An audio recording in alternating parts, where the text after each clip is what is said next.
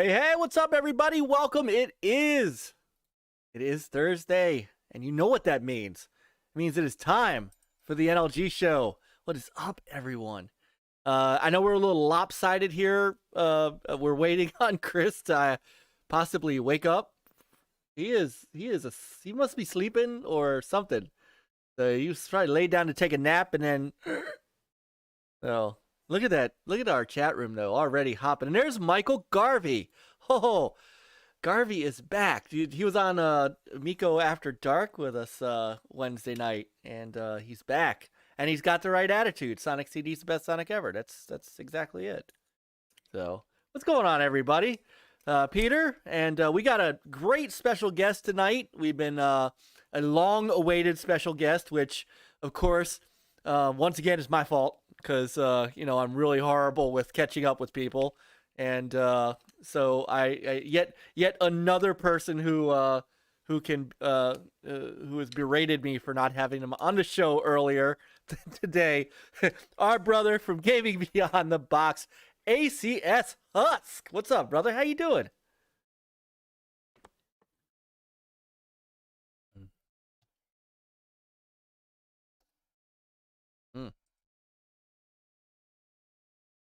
Yeah. Oh, good Lord.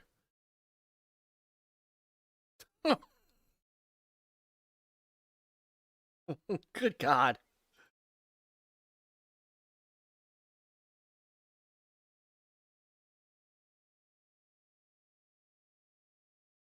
Nice. Yes, and yes. It's good having you on the show. I know. You know what? In all honesty, it's always great when people come in behind me and go, "Why I'm Jad?" Hold on a sec. All right, hang on. Well, it's because hold on. You know what it is? It's because Chris isn't here. It is. It's because he isn't here. Hang on, I'm working on it. All right, say something. We still have no. Hang on. Something's up here. This is what happened. This was that. Try. I know it's. Come on. Again, this is what happens when. What? They can only hear me. All right, I'm working on it. Oh, that might be what. Well, is that why? No.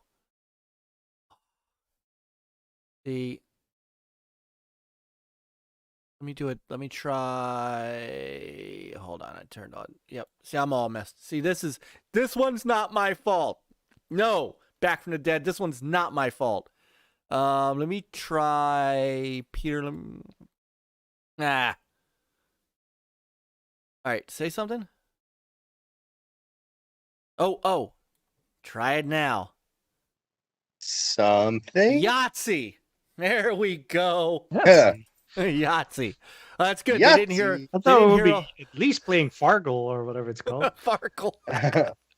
They didn't hear all of your profanity, Husk. Hey, that's not a bad thing. I'll sum it up. I'm glad to be here. Work sucked. It's cold in my dungeon, and I have beer. Let's talk about video games. There we go. No, I'm blaming this all on Chris. That's just what's happening. I just tried to call him and he's unavailable, so I was hoping that would wake him up. So, I know. Yeah, put this to you. Go ahead, Peter. Oh, thanks, the Retro Bro, for the super chat. Put the steward's lesson on how to stream. There you go. See, lesson 101. See, that's not right. That's not right. That is not. That's uncool, John. But thank you for the super chat. Is this the original Next Level Internet Problems podcast? We're not on a snow planet either. Where's YOBY? That's why Mike had it muted because of all the profanity some boogie said. And YOBY's with a Y, not with an I. Garvey said this never happens on Amico After Dark. Oh, shots fired. All right, Garvey. No. Anyway, so You back? I hope everybody. Yeah. Hope everybody's having a better night than we started. But and I still don't know where Chris is. It's still here. He's still not green. Oh wait, he might be. Do we even know on, where we are? I just saw him. Well, I know where I am. I'm Oh. sitting here sweating my butt off in my dungeon because I don't have air down here. So Yeah, I don't have air down here either. I have 2 fans running and noise cancellation going on, so you guys don't have to hear it. that is impressive because I can't hear anything except your voice. Yeah, I have a box fan and 2 little mini tunnel fans just hauling ass, blowing air right on me. That is impressive that we don't hear that. Because remember, Peter, when we have like Nile on and Nile's got his fan going and all you hear is this. You're like, are you in a wind tunnel? Maybe that is his PS4 though. Could be, right? Sounds more like Peter- a helicopter or a jet taking off, but Peter's got salty early. jokes. He's got it going on early. Oh man! So welcome everybody. I'm gonna make sure my microphone's up a little bit because nobody told me that while we were live streaming you could barely hear me. So, and maybe by they the think way, you talk too I much. got my- They didn't mind. Oh, nice. Oh. You sure? Got my Wearing Papa a- Pete shirt. Oh, what do you got? Amsterdam. Nice. Not gaming related. That works. Ooh, we What got a Matt happened? Byrnes sighting, guys. Mike, we lost can't Mike. hear you. What's up, brother? Oh, and now hold on. Now my You touched your headset and then your voice went bye-bye. it's There you are. good There God. it is. You know what? Leo. Husk, I hope this isn't your fault because you're here. Hey, Ah, I mean, you got to Ah. blame it on something, right? Might Right. as well be me. Leo's in the house. At least All we're right, not talking behind your back. So This is true. So welcome in everybody who's in early, back from the dead. Boogeyman, Brother Boogie, Brother Mav's in the house. We got the retro bro John, who head of the Miko After Dark.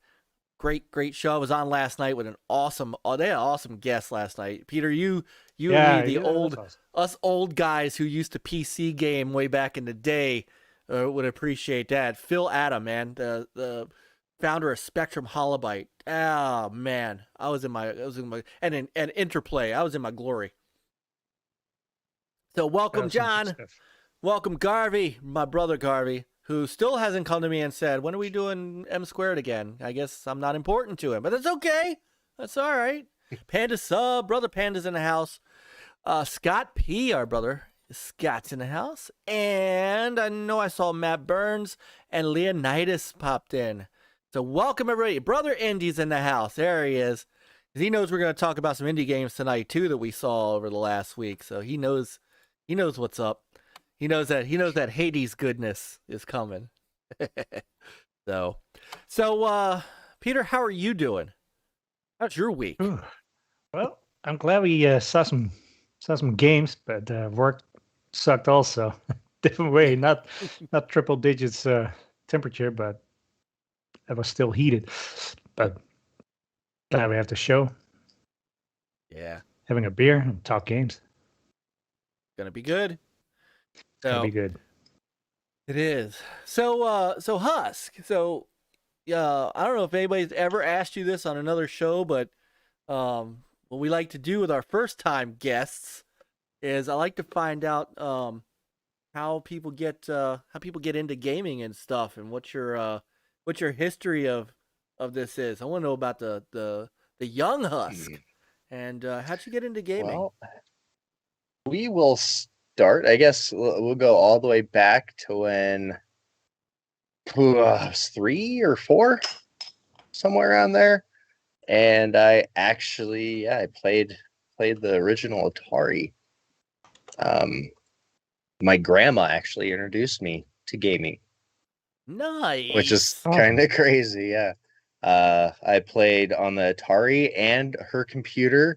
So I started with, all the basic Atari games that I probably couldn't remember the name of for the life of me. I could get the tote that I have full of old Atari games and read them off, but nice.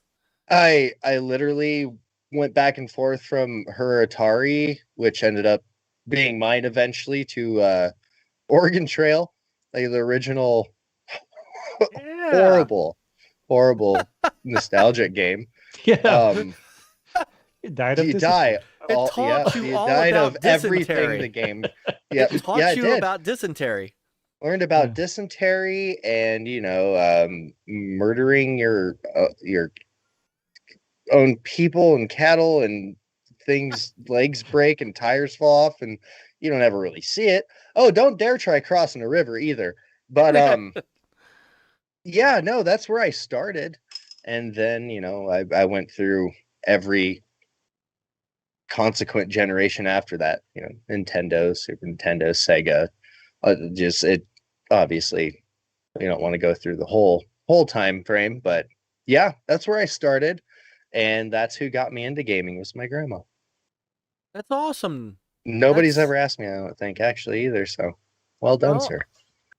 We ask because I love to hear gaming history. I know Peter and Chris and I mean we've heard some unbelievably cool stories about people's gaming backgrounds and stuff like that, and everybody's got a unique story, and I love to hear them. So, I like your grandma, she introduced you to games. That's something, that's something unique, and not everybody can say that. Dude, the joysticks, they're haggard. They're so old, but I still have it all. I'd Well, love he to. said- I'd love to hook it well- up one of these days, but Well, he said that's I don't know. wholesome. yeah. He's Oh. fucking will me. Oh shit. I apologize in advance because he might. Well, we don't give this man shit next Wednesday night. Oh, no, they do that without your help. That's true. I mean, That's true. Quick shout out to Sister Caitlin. Even a super chat. NLG dollar hit. Biscuit special.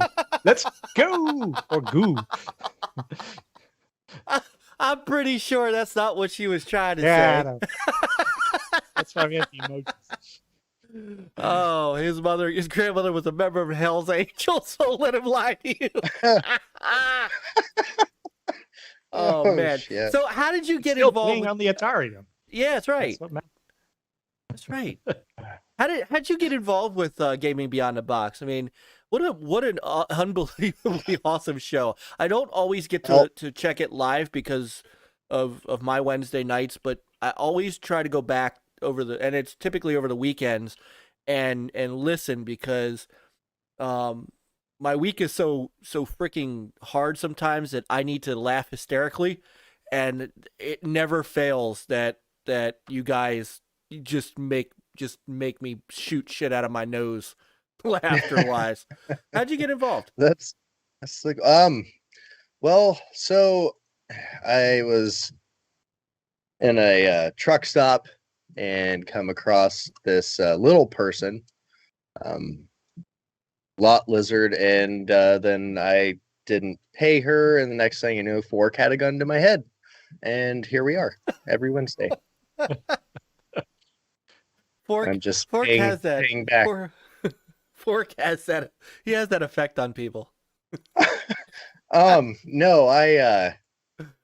God, I think I'd been watching their podcast for a little while, and I think I got Wilmy on my creator feature first. Maybe not. I don't remember. I can't remember exactly how it happened that I got invited on as a guest. I think maybe Wilmy was on our original Fireside podcast first as a guest. Oh, nice. I can't remember exactly how it happened, but I was invited on as a guest, and then yeah, it was Fireside. Yep, I was okay. It was Fireside, Wilmy said so. And then I guess I kind of just stuck around to annoy them for the past year-ish. It's definitely. I mean, you guys have such an eclectic mix of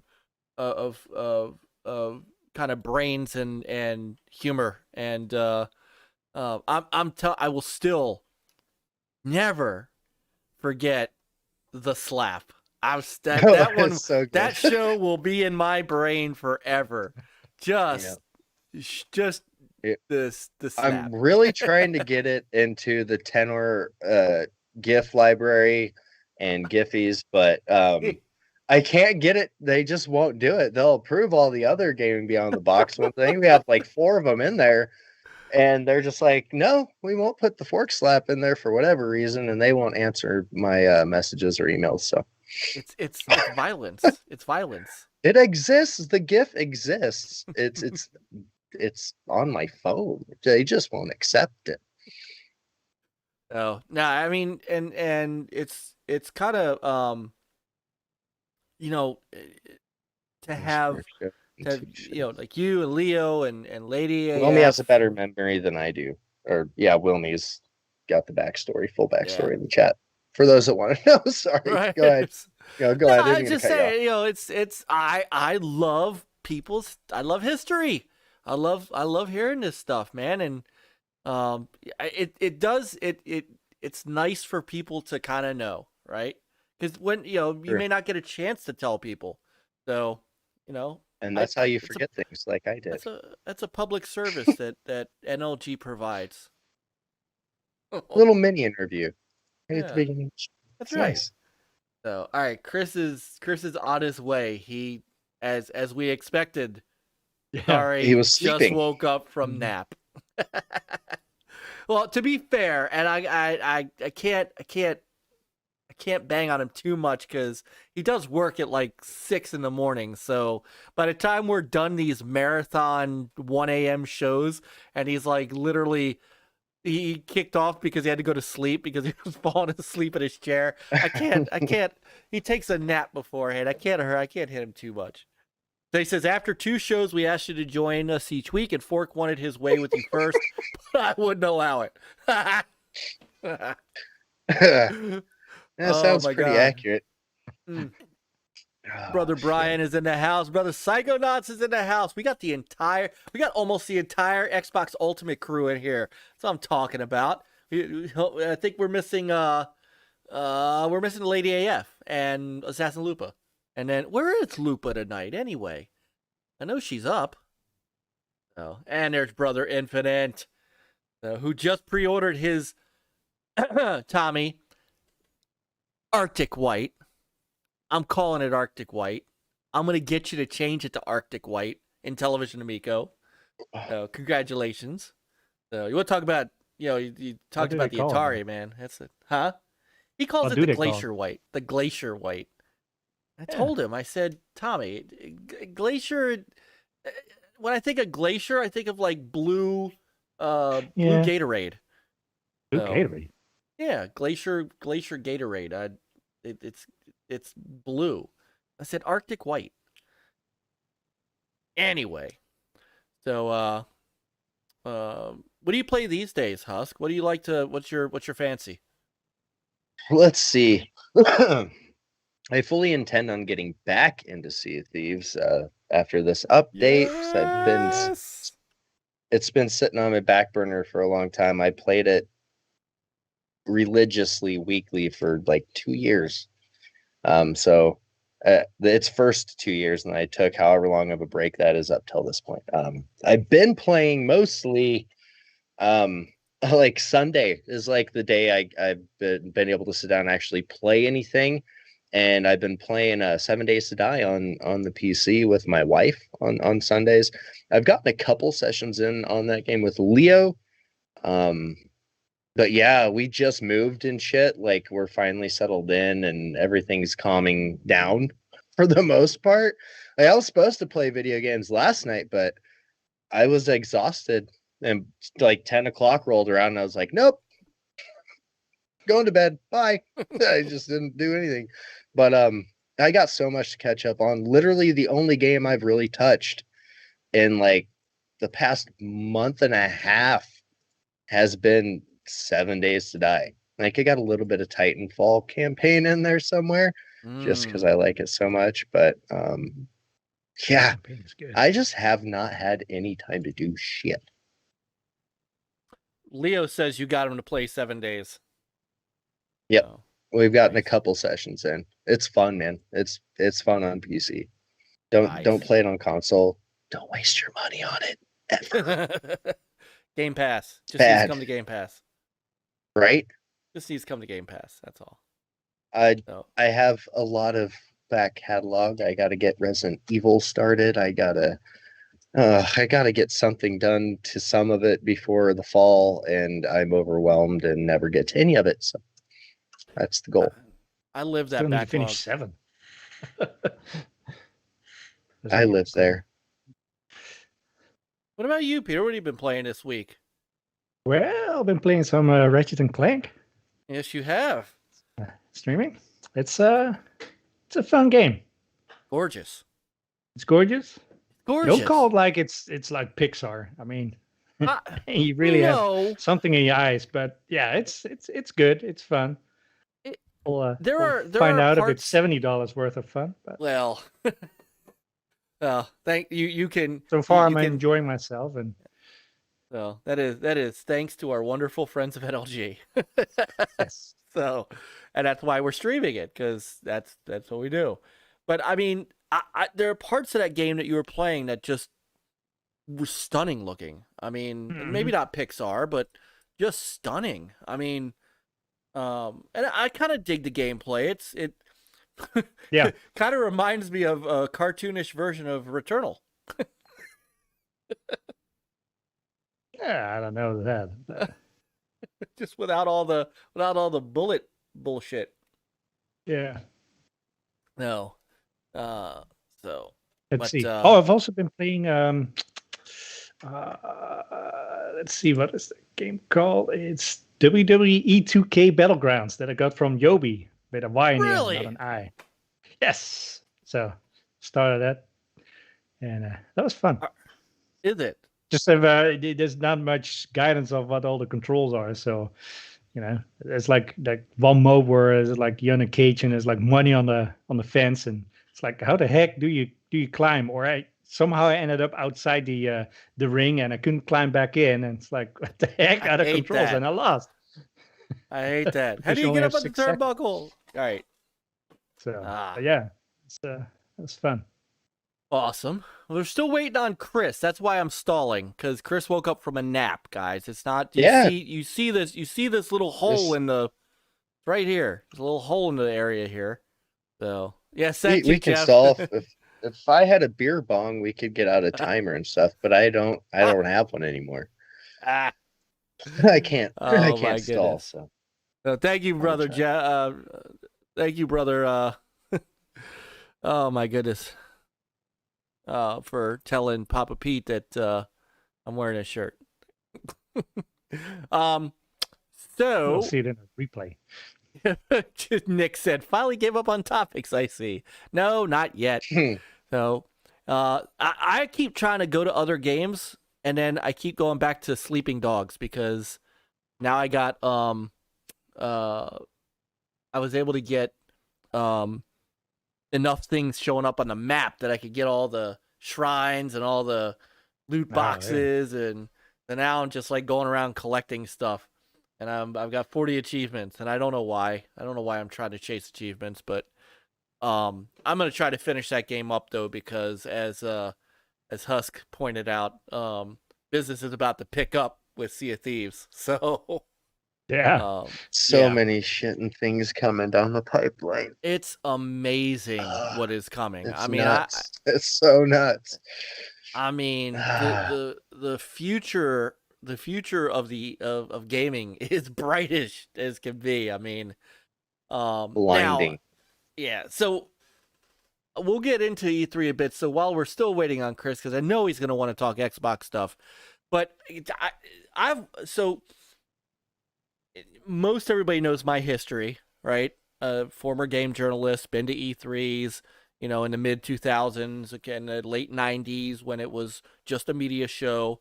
And so I had my reservations going into this show, and I'll let you guys give your kind of overall thoughts of what you thought of the show as a whole, and I'll give you mine, because I'm curious to hear what you guys thought.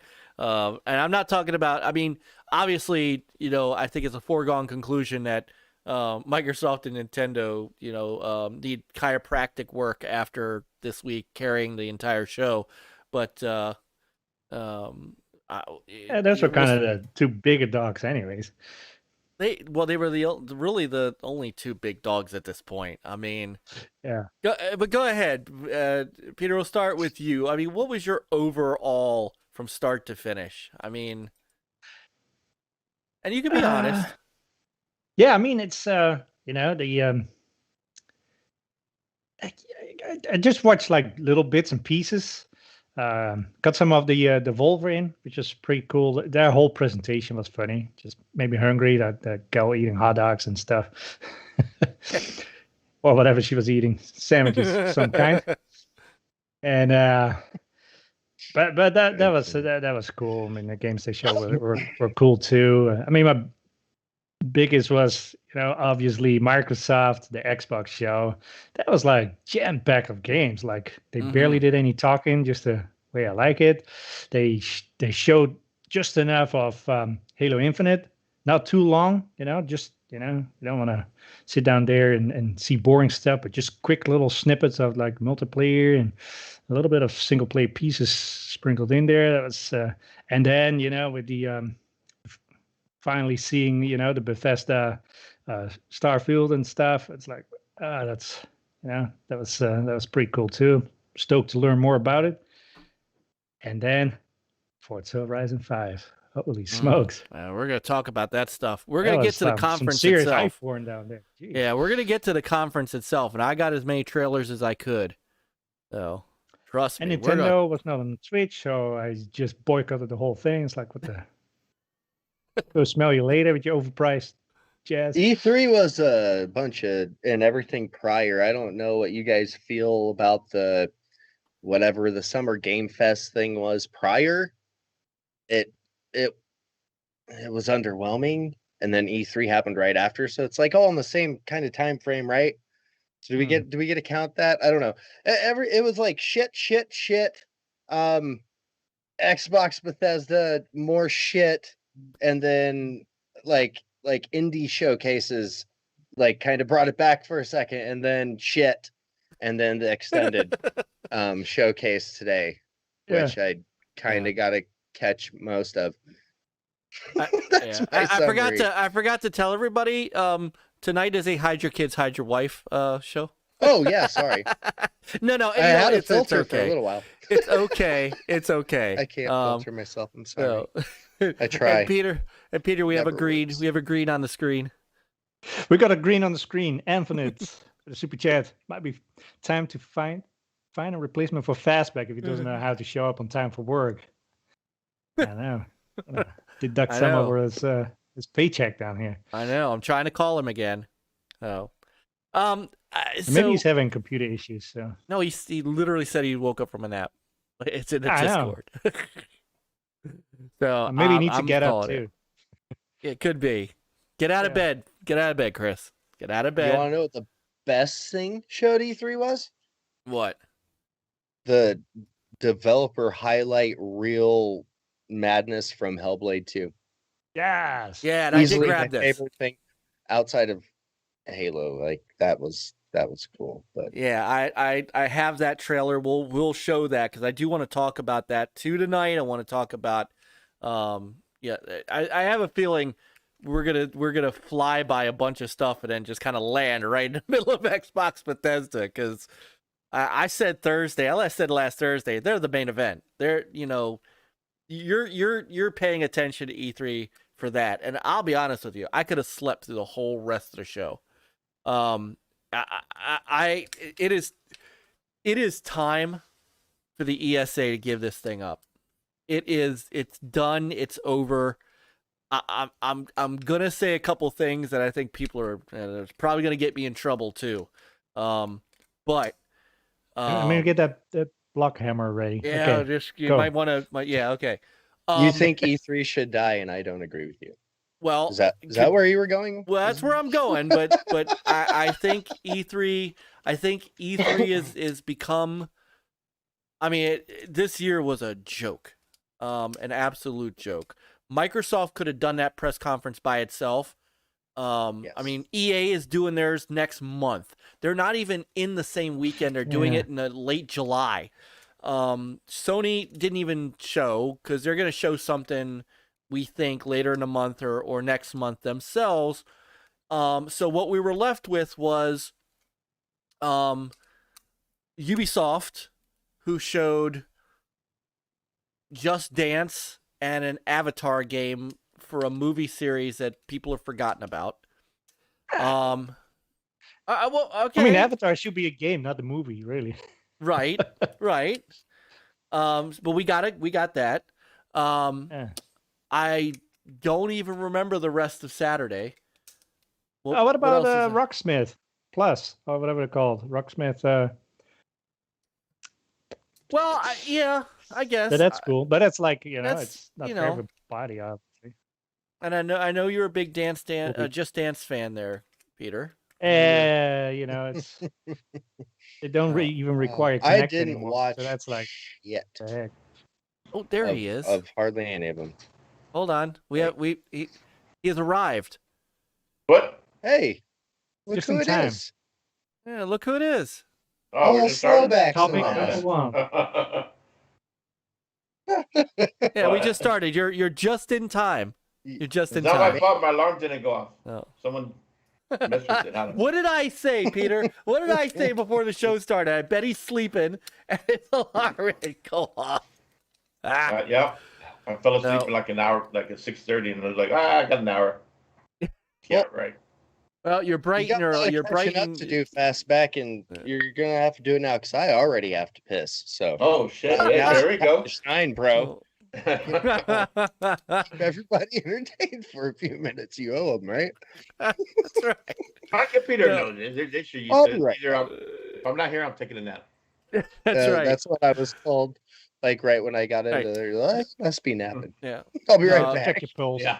And got that. We're good. So, So we're live, welcome, Shaddai. Welcome, Shaddai. Yeah, right. So anyway, so Devolver was good. I give Devolver credit, man. They're good. Yeah, they actually put up a show. I mean, Yeah. a funny. They were fun. Yeah. We got Microsoft on and Bethesda on. Oh, and our Amico. We got the Amico, and I do want to talk about that a little bit because I know we have some interesting opinions on that. But I it know was only Infinite- 10 minutes. I know, but there's legit feelings to be had about it, and we talked about it on Pete's show. We talked about it last night on a little bit on so we did have but that was Monday. I think also on Sunday was Square Enix, and it was the Marvels. It was the Marvel Avengers show. I mean, Yeah. they When is that announced coming to Game Pass? Then I'll yeah, touch it. right. And then Take-Two Interactive didn't even show any games. They had a panel on equity and diversity. Yeah. And I got my own. I'm kind of shocked that so much time was spent on that at E3, which makes you wonder what in the hell these companies were doing in the first place. Like, if you're having to put yourself out there that much, that tells me you weren't picking the best people for the job, and maybe that's what you should have been doing all along. To me, I don't care. Like, take Kratos, right? And I'm gonna just I'm whatever. I'm too old to be canceled. You guys know who voices Kratos, right? No. Yeah. Okay. Do either of you care what color he is? No. No. I mean, No. he's a cartoon. I mean, He's right. Yeah. He's voiced fictional. He's voiced by a big burly black guy, right? And The guy from Kratos, right. Right. Yeah. Does anybody honestly care about that? No. He's the best guy for the job that had the best voice for Kratos that Yeah, he has does. become the man who says boy. and it's the greatest. Yeah. It became the greatest meme on the planet. So instead of talking about games, Take-Two. So we're apologizing for that. That We're he's well, black no, man, we're or- not. or No, what? we're not apologizing for. What I'm saying is that we're concentrating so much on what people are and not who they are. And Take-Two Interactive was kind of doing that. Verizon came out and did that, and I don't know. I know I was watching chats for these shows, and I mean a lot of people were like, "All right, are you guys going to show games or not?" Because E3 is about games. E3 should be about games and showcasing your best stuff. So then on Tuesday the we got rest is like a separate segments that you air separately. do a breakout. Yeah. That could have been like a pre-show type deal. There you go. Now says, "Don't be sorry, be better." There you go. That's So anyway, so we get past that, and then we get to Tuesday. We had Nintendo's Direct, and we couldn't even show it. I'm glad that I didn't actually take the time to set up. I was thinking of asking Sean if he wanted to live stream it. I was thinking, you know what? I'll take a couple hours off work. It's been a long week. Maybe I'll do. And then I find, then they get the announcement. Please don't please don't co-stream our stream. You could do you could do reactions, but don't show or play anything. So like even Twitch, That's just stupid. Yeah, even Twitch said, "Well, we can't do it either." So, Twitch could do it, but they decided not to because people should just not have watched that show wherever we would have, not even directly on a Nintendo thing at this point. It's like, I know Gabe showed up at the PC show.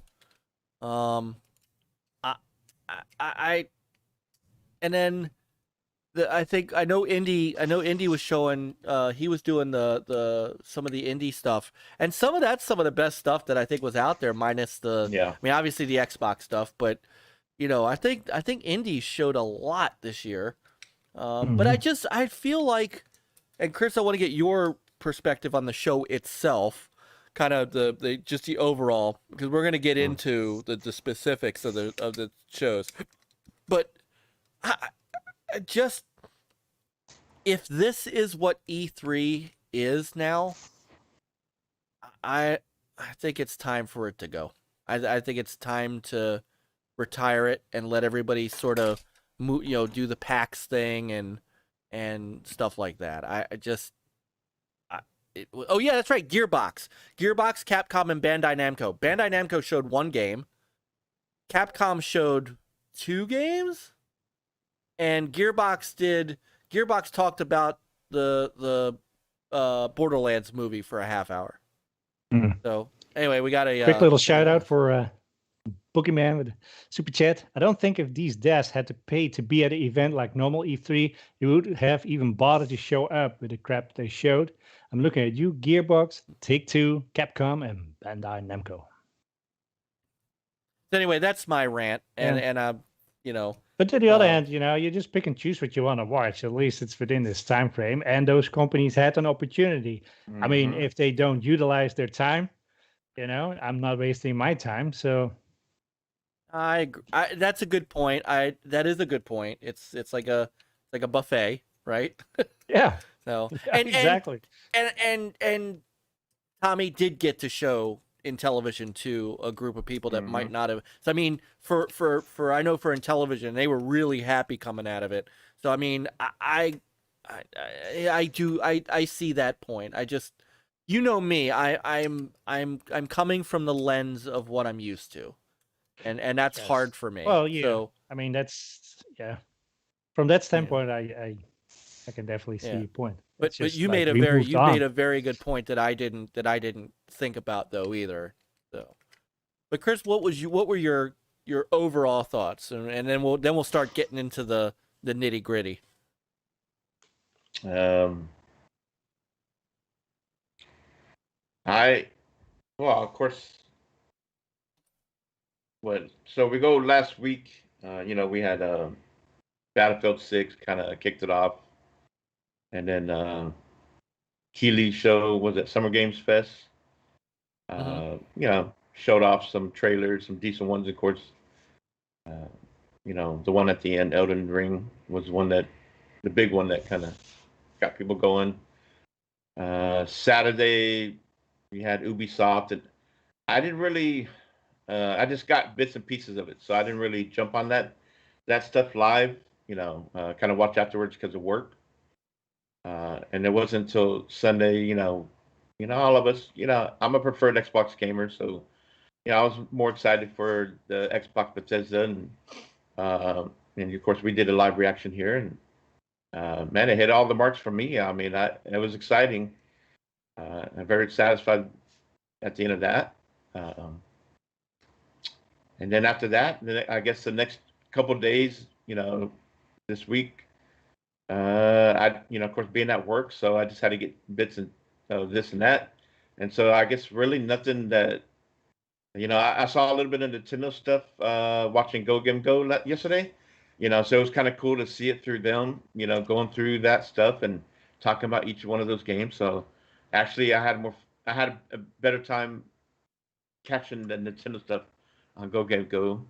So a couple of things there that I thought were pretty decent. And that's about it. I mean, of course, I was happy to see Breath of the Wild 2, but I was disappointed. No, nothing about like a Switch Pro or anything like that, which a lot of people were talking about, right? But overall, thanks to Xbox and I guess a little bit of Nintendo and of course, I was happy to see. No, wait, hold and go back to Monday. I was happy to see in television, the Miko, 10 minutes. I thought that was a good, quick 10 minutes introduction, for people that may not have heard about the Miko before. So I think Tommy did a great job on that, with the time he had. But overall, of course, a lot of this stuff being virtual, it's kind of lacking a little bit. And, well, today we got a little bit more stuff on Xbox, other studios, right? So, Yes. So I thought that was pretty decent. And so, I mean, but overall, the whole E3 and all that stuff, maybe I'll give it maybe a B. B. Okay. Yeah. But I mean, of course, I give an A to Xbox. But I think that's overall, fairly universal. I think it was. Yeah, I know. Sorry, but nah. The overall, really, it was okay. So, we've seen better. What did Boogie said that a lot of these shows didn't have to pay anything, as far as like they didn't have to pay E3 and all that, right, to do anything. They probably paid something, but not nearly what it costs to put up a booth and stuff like that. I mean, part of it too could be, people are recovering from the pandemic. Like I've said before, I think we've been set back a year. Some of these places just don't, unless they're part of Xbox, Nintendo, and of course Sony's not there. They just don't do it right. And Devolver Digital, of course, saw that live reaction with the indie gamer. I thought that was great. Those guys just make it fun. Yeah. So, but not everybody can do that. It was fun watching you guys do Devolvers. Honestly, yeah, that one was great because you just don't know what's going to happen, and we were just laughing all throughout that. So, and then of course the game showed great. And again, this is 2 years in a row. I think indie games have shown just as good or better than some of the big games. I can agree with that. I give a lot of credit to the shows that are really showing off these indie games. And Xbox, the indie games that showed out on Xbox were on the same stage as the big ones. They didn't sit there and do an indie montage like they've done in the past. Those games were right there with the big boys. And, that one, Somerville, and the other one, I forget, the other one was Replacements. I think, something or I've got the trailer for it. Let me take a look at that. Those games got a lot of people kind of talking about those, and they're games. So yeah. No, it's a good time to be an indie developer. That's for sure. But like all the other stuff that, yes, there's a lot of things in our lives and all that, and we're, that are part, diversity and all that stuff. It is important. But if you're gonna do these shows, do it in a way to where, like a pre-show or whatever. We see it in our games. We see more diversity in our games, but people want to watch these shows. They want to watch. They want to see games, right? They're excited for the games, and there's a time and place for all that. So, and maybe that's my point. Is there's a time and place for it. I think it's important. Obviously the industry is they're acute to it. They're in tune with it, but people wanted to see games, and that's really I think kind of the bottom line. And I think a lot of people were a little disappointed with some of the shows because there was a lack of games. Right. You also got to remember last year, I know it can only be an excuse for so long, but it hindered a lot of people's shit, whether they wanted it to or not. Yep, it did. Sure. But no, Replaced I get it. is the name of Thank you, Replaced. Place. I wanted to. But I mean, at least we had the companies lined up, in this period. I mean, and what I said is like, if they don't do what they, what we expect them to do, it's not an E3 failure. It's more on the individual companies that, you could have done better. Yeah. Well, and see, that's the thing. E3 can be what we all know E3 to be if we make it happen. We have to speak up. Like, every community has to hold everybody accountable. That's all there is to it. You can't get the E3 back you want if we're letting them just do whatever we want E3. It's like somebody said it in the chat earlier. I think it was back. It's for the fans. It's not really meant to be for the press. But these developers and these studios, they have to show up and give us something. Like, that's the only way this thing stays alive. They have to show up, and we have to make them show up. We have to let them know that that's what we want. We don't give a shit about your show a month from E3. Like, some do. Like, that's the problem, is a lot of people don't care that they wait and did their own show. Everybody seems to be following PlayStation's bullshit. We do our own thing and skew. I don't like that part. I don't. Well, and it started with EA, actually, because remember, EA dropped out first. Yeah, and I think the issue is that for me, it wasn't a show necessarily for the fans. It was a media show. It was for the media to actually report the stuff. So it's changed. It's changed. But I think what they've tried to do doesn't mesh with what companies want to spend the money to do. When they can go and spend less money to put up Sony's going to be at PAX, right? Because Chris, you've been at PAX South, and Sony's shown up there. Oh, yeah. Days Gone's been there. Last of Us has been there, because they could spend a whole lot less money and still get in front of a ton of people. And I think that's where the ESA is just not thinking this through and trying to pretend that this is still, the Super Bowl of gaming, when really you can get this stuff all year. Anymore. So, but Peter, I wanted to ask you, because you had a slightly different reaction to the Intellivision presentation than Chris, and I'm probably in the middle, and I'll tell you why when we're done, because you guys know I have a little bit of insider information on this. Because an insider, just a little. Yeah. Oh. So go ahead. Yeah, I thought the Amigo show was kind of bad. Granted, I already, knew quite a bit about it. I have my system already pre-ordered, the Founders Edition, and it's just the flow and the information is like, at one point you think it's catered to, I mean, who is it catered to? I mean, obviously, the whole mantra is the families and stuff, but then they show other stuff like, the history of the games that Tommy all worked on. I mean, the average mom who doesn't care about it, right? I mean, maybe we care about it, but then it's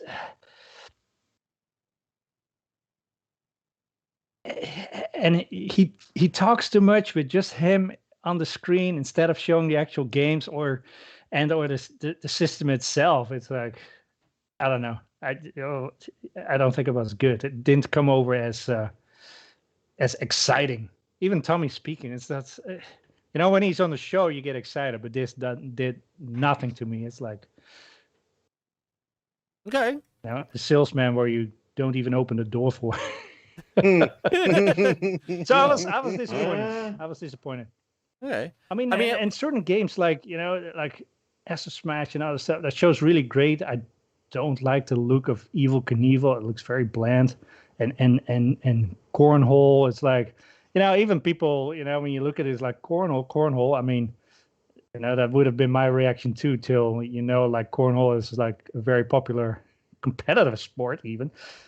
But it's the game itself doesn't look very good. I mean, now when you show it off, it should be, you want to show the best it can be. So, right. Yeah, overall, it's like, meh. When I saw it, it's like, man, maybe I should just cancel my pre-order. But then I changed my mind. I'm still looking forward to it. Me too. I told you could trade your Founders Edition to him. Yeah. And then also they didn't even show the actual, they show some box art concept and stuff, not the actual thing what you will be getting. And, it's like, not like ready we've yet. seen some behind the scenes, and it's really, I think it's very cool, and they didn't show that. And yeah. Now this would have been a good time. I get it. And I think there's a couple of issues at play that I'm aware of. One is, he was pretty late to getting invited, and so I think it's safe to kind of disclose but this here's now. The thing. Even if he was not invited, I would have still, still release a video, because this is the time. It's like, it doesn't matter if you're in the show or not, if you can make your presence on the, Yeah, you'll show up if you show up somewhere during this time frame. Right. And people will say, be talked about. Oh, it's not an E3. Why was it not an E3? I mean, still. Well, but it should have been prepared. It's getting talked about, right? And that's what matters. True, but it's the difference between showing a video on his channel and getting a video shown. Because remember, this was shown on the E3 official stuff, where it wouldn't have been, and trying to get traction just on his YouTube channel he may not have gotten nearly the traction that he would have gotten. He wasn't interested. And after, Jeff Keighley, well, it's not a PlayStation game, so no. Yeah. Did you say Jeff Keighley? Do I need to puke in a bucket? I mean, it's. I don't know. Guys, after the television show, what you had, Greg, right? Greggy, or whatever his name is, and then the two other people. That's what their job is, and they afterwards, I thought they responded to it very well. They brought up their thoughts on it, and like Mike is saying, it's good for television. It's good for Tommy and Amico, and put them in the spotlight bigger than what if they were not at E3. Yeah, so, I think there were some issues that that did not help, and so one is the time. He had 10 minutes to do this, right? Yeah. But if you notice, and so I think it's safe that people know that while I didn't see the presentation, I heard it. So I had advanced knowledge of exactly what he was going to say. So in a way, I knew this presentation before he was going to give it. the issue that I see that the MLB the baseball game's going to be a launch title. He showed the prototype footage from last year. I think that was a miss. Some of the footage that they showed of the games were footage that it wasn't new footage, and I think that I think that's something that Tommy himself would admit. Hey, maybe we should have had some better footage. News? Well, and not so much Or news. I mean, newer. yeah, newer footage. I mean, there's obviously better builds and things like that they could have shown. But that said, reception is everything, and no matter what we think of it, and I'm somewhere between Chris and Peter. I think it could have been better, but I saw a lot of the reaction to it, and like Nerdist was really high up on it. Dean Takagashi at The Verge was pretty up on it. He got some really good press from. Oh no, we can't show that. I don't want to get a copyright strike. He got some really good press after it, and a lot of people. He didn't give me numbers, but Tommy said pre-orders jumped after it. So some people that are seeing it for the first time, yeah, me too, because that only helps. Yeah. There's it's proof in the pudding, and thankfully, the people that he was shooting for, he wasn't shooting for us. I mean that's the other thing. No. This wasn't. We already suck it in. I mean, right, right. If it wasn't this niche product, I'm gonna give you my honest opinion, and I'm not trying to hurt feelers, but No. I'm just gonna say that it's like a massive mobile gaming station / it reminds me a lot of older retro games, and I feel like that's kind of its point. I mean, you saw the prices for the games and shit, and you saw the gameplay and stuff, and it makes sense. It's going to be I think it's going to be a very niche product, which is not a bad thing at all. And if it's successful, I hope it is, just because anything in that industry being successful is good for the industry, and it should be, but it's not for me. I can see the appeal, but it's just not. I couldn't justify pulling my wallet out for it, but that's just not my cup of tea at the same time. And that's okay. And he said that in that presentation. He's like, look, not everybody is going to be into this, and he kind of laid out that this is more of a complementary system than a competitor. So he knows very well, and he's been open with us on various shows. He's not trying to cut into Xbox and PlayStation sales. Oh no, I feel like that was kind of obvious, but it's like what's the word? It's a something project. Passion project. Oh, passion project. Yeah. That's it. And a niche one. Like it's gonna work out for its little market, absolutely. But and he's got a lot of us that are old retro guys that but I also have a family. I also have 3 kids, and I'm kind of looking forward to playing with my kids with this thing, and that's something that that appeals to me. And it's not for everybody, and it's the great thing is that's okay. That's totally okay. Yeah, and once it comes out, and we are going to be the ones playing it, streaming, and once that word gets out, and people it plays well, looks great, right? If it does, what Tommy's hoping it does. Over time, it's just gonna it's going to spread out, and then maybe like Husk here might see our streams of it and be like, hey, you know what, and who knows, maybe they come out, like me, my favorite football game is Super Tecmo Bowl. So if he does get anything going with the NFL and gets the football game, and if it looks like it brings back that fun back to sports, some people are like, you know what, the simpler times, yeah, right? simpler, just fun, good looking, and the non-regurgitated bullshit. Yeah, bullshit, simulated type, blah blah blah. $60 for a rustic. Yeah, $60 for Madden 2017. Oh wait, 22. Sorry. Yeah.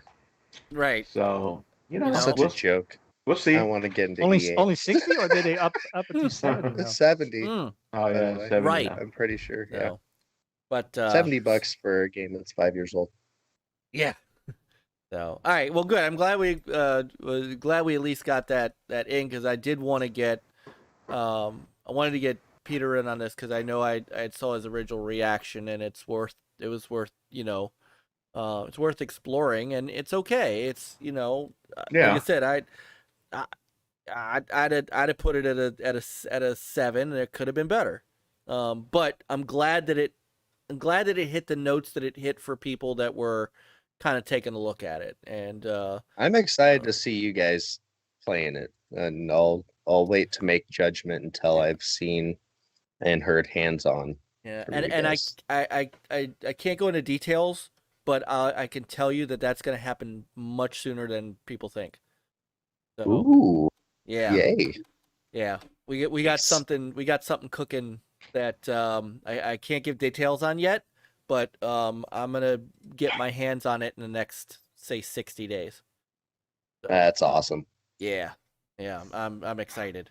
So once we do, then I'll be able to give kind of more of a hands-on, and that's going to be important too. I mean, I went into it. I went into it blind as well. I went into this based on, we had Tommy Tallarico on our show a year and a half ago, and his like energy levels and his passion for it sold us like immediately. And it didn't hurt that I grew up playing it in television. So Astro Smash, is one of my favorite games of my young era, and it's actually a pack-in game with the system.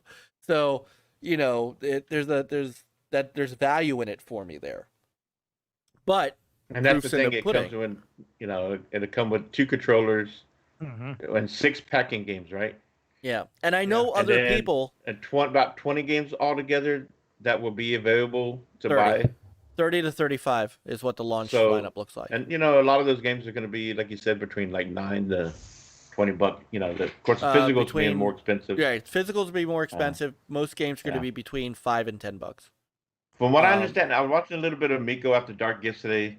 So were they saying that the physical is more expensive because it's going to have some collectible with it? Yes, there's going to be some. Yeah, it's not just going to be, hey, here's a box and a manual and a card to download your game with. So, and so that's the physical, right? The card, and you go put it on it, and you'll touch the and it's an RFID basically. Yeah. So, and look, there are people in the chat right now, Relic Gamer for one, that has had his hands on this thing. So he's got a whole different perspective than I do, because he's touched it. Tommy took the system out to Texas a month ago to the National Video Games Museum, and had people, had the public come in and play. And so he's gotten his hands on that controller. He's gotten to play some of that stuff that all we've seen right now are just videos. So he's got a slightly different perspective than we do, and I respect that. So, I want to have that perspective too. And I want to make something clear real quick. I'm not trying to, I guess, I'm not trying to judge for like, I'm just going to take that comment from Lady and just say it. I'm not judging it or anybody else that is interested in it. I like, be happy with what you're happy with. Like, if this is your thing, enjoy it. I was merely saying that it's not for me. what Right. I've seen does not intrigue me into wanting to actually buy it.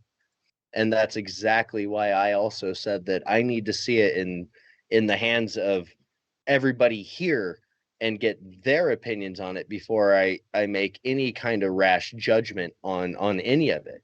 From what I've seen, it does not it does not at all make me want to get it. I'm sorry. And maybe no, at that's some totally point, cool. That's not judging it. That is just my personal preference. Right. and maybe at some point, like, you know, your local Best Buy or GameStop will have it as a kiosk or something, and you can go in and try it and judge for yourself, right? You know, but you know, to along be with fair too, when we show it off. So, but to be fair too, and I think Tommy would agree with this. It's his job to sell you on it, and if you know, it's not. I totally get it, Husk, and I'm, you know, that I think you're spot on. I mean, if you look at it, you know, if we didn't look, I have a feeling if we hadn't known about this thing for a year and a half, and had already, you know, kind of been privy to some things. I mean, we have seen some kind of behind the scenes stuff. And talked about it. And know people that have played it. If we just went off of the presentation, would have been. Peter, and if it wasn't for you guys, I wouldn't even know this thing exists. I'm going to be honest. So it's up to them. It's up to Intellivision to sell it. You told me. They're told. You guys talk about it more often than I know of anybody that does.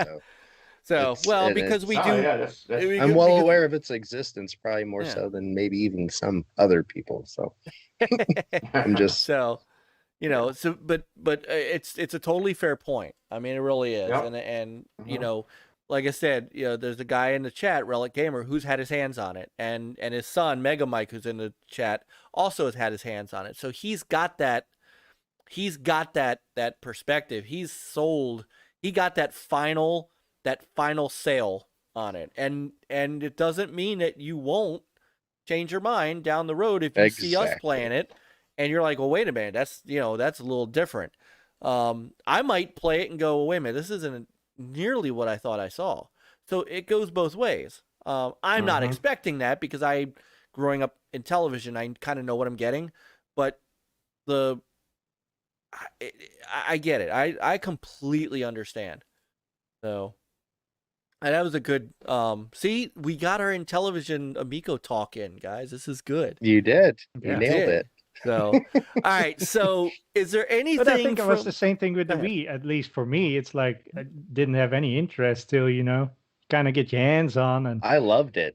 And then it's like, oh my goodness, this is so cool. The Wii and then is one of my favorite consoles. I didn't get it right away either, and then once I got it, I was like.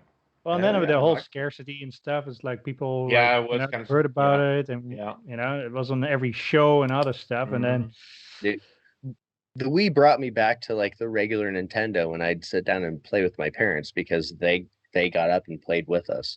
That was the Wii. It was like I got to re-experience that all over again and have fun and laugh, and it was a good console. And that's Tommy's goal. That's what the market that he's trying to go after.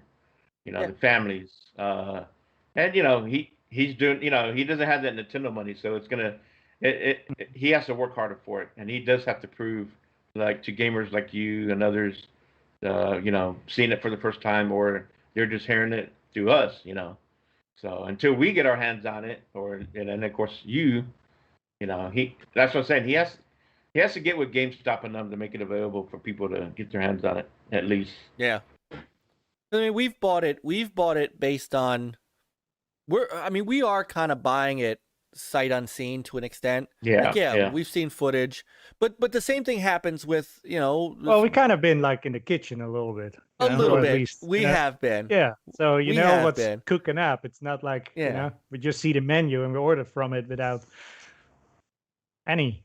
Yeah. So you're saying we bought a car before we drove it?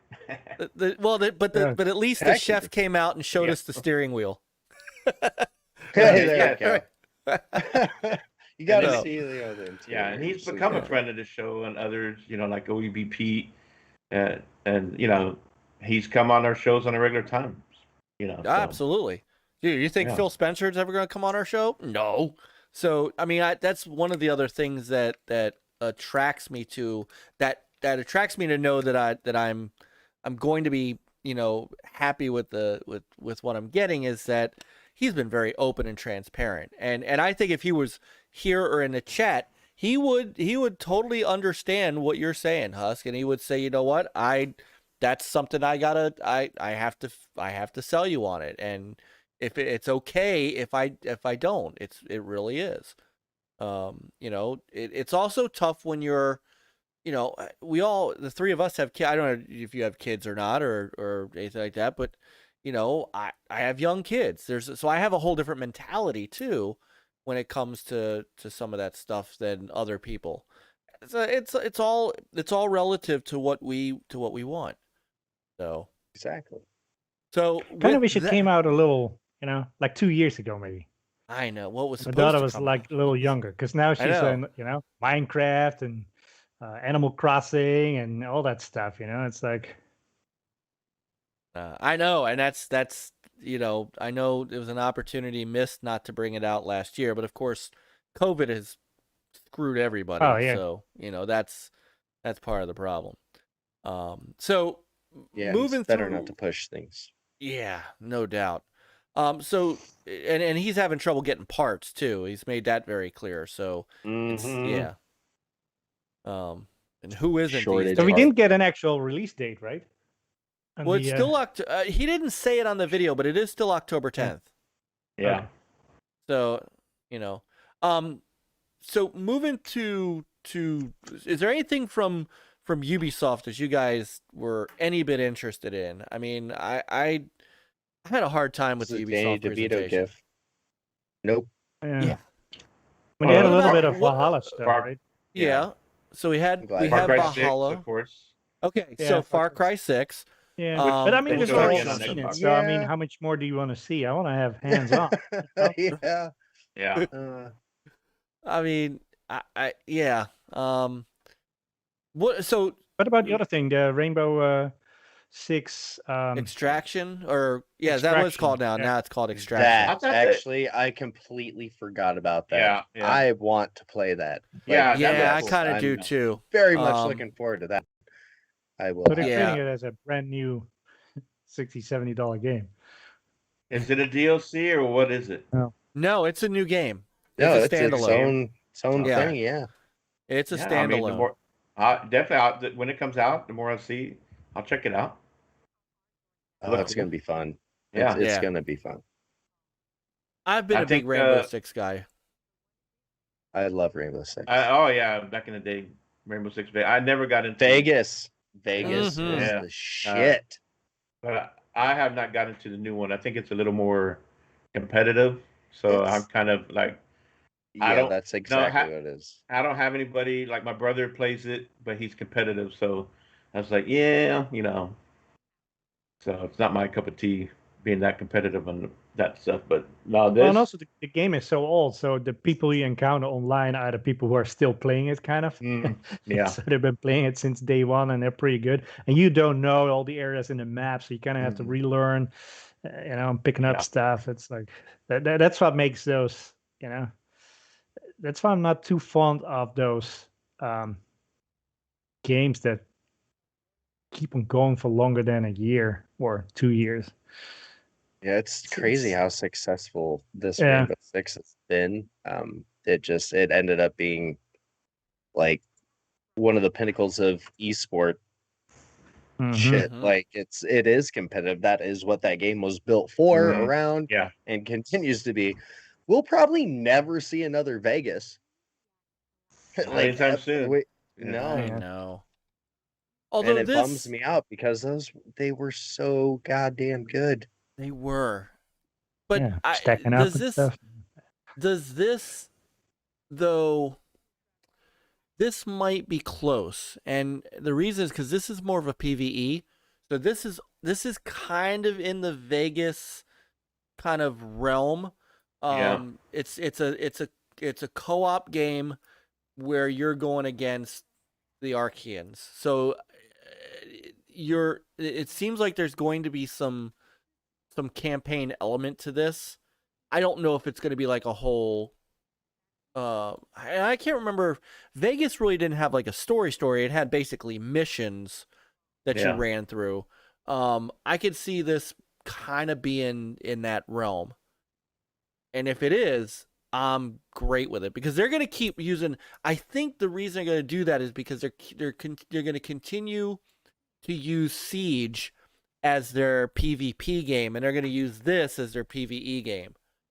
Mm-hmm. I'm going to gravitate towards this because, you know, as much as I like playing Siege, and I really did, I'm not a PvP guy as much anymore. And maybe that's why they're doing this. It's great with friends, though. But yeah, I'll play both, It but is. when you don't have the option to do either or, it kind of pisses me off. like I don't want just a PvP experience. I don't want just a PvE experience. I miss being able to sit down, load up a game, and be like, you know what? Yeah, I want to go play the campaign today. I want to go play it solo. I want to go play it co-op. Yeah, I'm in the mood for multiplayer. So you switch. Like, Right. why? Why is everything so segregated? It's driving me nuts. I'm not. I won't go on a rant. I'll leave it be. Hey, So- dude, Yeah, ran step in away. the nuts. 3-player co-op. Yes. It pisses Yes. me off, man. 3-player co-op. Especially- Go ahead. No, especially like companies that are known for it. Like let's use them as an example. Let's use Tom Clancy and is their Rainbow Six bullshit. Like, god damn, either let Siege die or make a new one and give us more than just player versus player can break in windows and doors and throwing C4 at people. Like, come on, seriously. It drives me crazy. I hate that. I hate when you go from what you were and you stray away from it so drastically, and it's a success, and you forget about the rest of us that actually liked your storytelling. Mm-hmm. I think that's the where this is storytelling. coming. I think this is where they're going to do it. Yeah, A bit of seems the like it. problem. A bit of the problem is that Siege is still so heavily not just played, but I mean I haven't seen an MPD report in a while because we just stopped doing that. But this game sold on MPDs Exactly. every month. It was like it was almost holding its own with GTA 5. And so they just kept selling it, and that's why they haven't made a new one. That's why you haven't seen GTA 6 yet, because as long as Yeah. they're making the cash, why not just sell seasons? And you know, so I think that's where this game came from, and I think I'm definitely gonna buy this one because I don't think it's coming to Game Pass. It's gonna come to Ubisoft Plus. And unless Ubisoft Plus enters Game Pass, I think we're going to have to wait. But it's also cross-play, so you're going to be able to play, you know, it's going to have Good a big player base for the co-op. Obviously, the co-op's going to be me, Chris, and Peter, but that's the other thing that's weird. Why three? What happened to 4-player That is co-op? odd. Yeah, that's always. So, I don't know. Yeah. what's up, brother Yobi? So this game I think is gonna I'm looking forward to it, and the more I started to see on it, the happier I was, because this is more along the lines of Vegas to me. So, and I'm glad you brought up Vegas, Husk, because that was one of my favorite series. And having it backward love compat, is awesome. So, Yeah. did anybody care about the Avatar game seriously at all? I mean, I mean, I haven't even watched I watched part of the trailer. Yeah, I stopped it. yeah, I mean, there's I was just so like, many. yeah. I mean, there's so many games. Like even this one too. It's like, you know, it's gonna be so low on my list that unless it comes to Game Pass, I probably won't Yeah, even it, touch it it. almost has. I don't know. Yeah, I get there's there's so much better out there too. That's the Yeah. thing. This game has me excited because it's Rainbow Six, but you're not stuck fighting another team. It's the only thing Right. that has me excited about it. Yeah. Yeah. So. Please go to Game Pass, is what Peter's saying. Yeah. So we can play it. So we can play it, right? I need to get it that you know that you play in Game Pass, and then like, hey, What about Riders Republic? Steep was like kind of a cultish classic. It wasn't very popular at first, but then people started kind of digging it. But this looks like something totally Steep with different. our wingsuit issues, man. That game pissed me off so bad. So, I mean, any interest in Riders Republic? If it's in Game Pass, I'll touch it. Yes. All right. Otherwise, like, I mean, it's got some neat elements to it. yeah, I kind of like the. it will be fun to play with friends, you know, a big party Yeah. and just start goofing around. But Like, remember when we played Descenders, right? Descenders was great, Yeah. great with friends, but by yourself, it's not bad. not too bad. But also, that game was not $70 either, Right. and that wasn't Game Pass. But I mean, prior to that, I mean, I kind of like the snowboarding piece. But then again, we're going to get a snowboarding game in Game Pass. Yeah. So, Yeah, and I do. When it first started, I was like, "Oh my god, we're gonna get an SSX trick! See, Like we're gonna get a I an went in SSX game." I went in a amped, different, I you was know. like, "Yeah." I was went in a like, different "Wah, direction. I went, wah, are we getting amped? wah." Did Microsoft buy the amp license back? That's what I was kind of going towards. Who has that license, and why Take-Two. aren't they doing anything with it? 2K has it, and they're not doing anything because 2K doesn't apparently. They're not developing games right now. So, Yeah. What about that? The Animal Party game. That actually. Yeah. Looks Oh yeah. All right, so we can move on to let's move on. Trying to figure out what the Um, game is all about. And Yeah. what's the goal? Like, besides throwing your friends in the furnace or beating each wherever. other with, what Right. was it, plungers and Yeah. I was like, this. All right, hang on. That was called Party Animals, and that Party Animals. yeah. So I was kind of digging it. Shredders looked good though. Yes. Yeah, indeed. and the I don't know if you noticed the Nothing sound. is off the table. That's Yes. the Honest Battle Trailers will guy. take a new breed of Yep. fighter. Wait.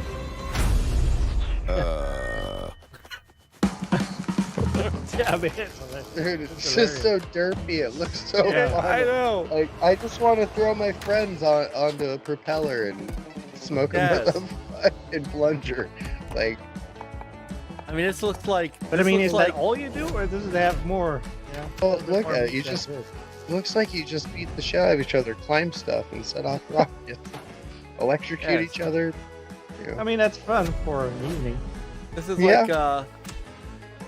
like Fall Guys if Fall Guys was rated R. Yeah. So Well, Nice. that's the one it reminds me of. yes, Is, that's it. That's what keep- I thought it was like Fall Guys 2 or something like that till I saw. It depends on how many mini games there are and how much how- Yeah. Yeah, that looked great. I'm gonna play this for my daughter. And are they keeping Yeah. it fresh? You know, with the content and Yeah. other things to do. Yeah. This was a like- lot of fun. Stop watching it. Like, Yeah. energy. That And was it's coming a to cool Game Pass, so hey, one. Yes. Yeah. Oh, we're definitely touching that. yeah. Talk about talk about being a yeah, it's funny. I hate to do this, but talk about being for the gamers. How do you Right. have a how do you have a conference where you have 30 games and 27 of them are going to be in your subscription service that many people have banked time until 2022 with? Like, I don't think I'm going to. I feel so guilty. I feel so dirty that I'm considering telling Microsoft to please just don't worry about whatever Slow time the I have fuck left. No, don't worry about whatever time I have left. Just go ahead and start charging me $15 because there's so much. They're out of control right So now. much. Like It's a kid- Infinite says, I can't babysit. believe how many people are looking forward to playing this game. Grown ass men playing kiddie games. I'm in. So, Right. You're goddamn right. I know, Yeah. man. My daughter's gonna walk in, see me playing it. She's like, "Heck, "Wait, how come you didn't tell me about this?" Oh Right. yeah. There you go. Nice. Brian says, throw in a few Care Bears and put it on a Miko. There you go. Retro Bro. Hey. You're perfect for that. So, That's too violent. You don't want to see Care Bears hitting each other, throwing each other in the fire pit. oh, yes, Yeah. you do. Yeah, you do. We do, but Miko don't want that on there. It's just- No. Speaking So- of Care Bears, you see my post? I have a 10 set collection from 1983 of No. pillows. Oh, damn. Like they just patterned pillows or whatever they call them. I don't know what they're called. But yeah, they're fucking old. Oh, nice. They've gotta be worth something. Nobody really found. I thought so too. I found a Care Bear collector's website that I'm really not sure I want to create an account on to find out what I could get out of them. But you know, yeah, they range from $30 for one of them to hundreds for the whole set. I have no idea. It's it's Yeah. hard as hell to even reverse image search it. So, but yeah. Speaking of Care Bears, I found that old gem in a tote hanging out when we moved. Nice. Nice. All right, so since you brought this up, this caught me. Your crew Yes. was joined by Captain Jack Sparrow. So actually, let me play the other trailer first because I want to know how many people guessed at this. We were watching this live, of course, right? So we start seeing this, right?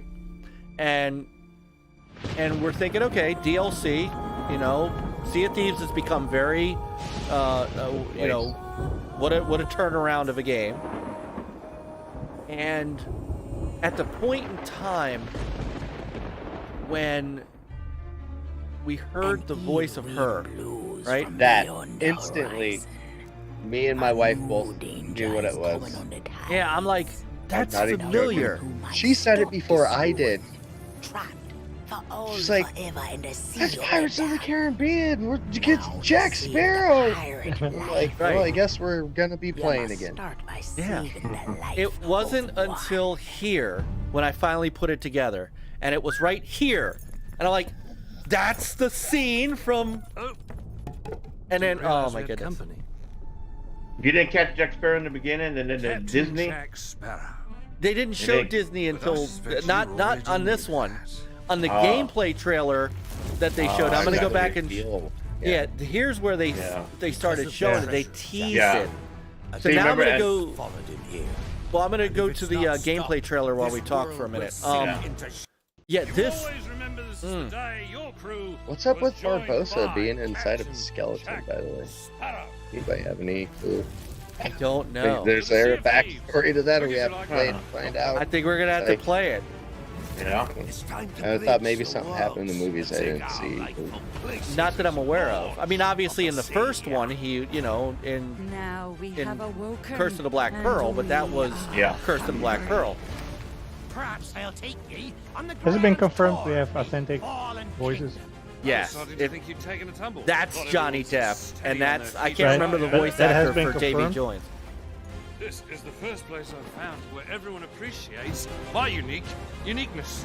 Yeah, because it was funny that whenever they started to show this, that's when I left to go for a potty break, get a drink, and then I I come back and it's like, what? Davy Jones Yeah. wishes you My shit, I'm gonna have to go destroyed, back and watch that. and I shall oblige Um, Oh, and we finally get to see the head of the Kraken.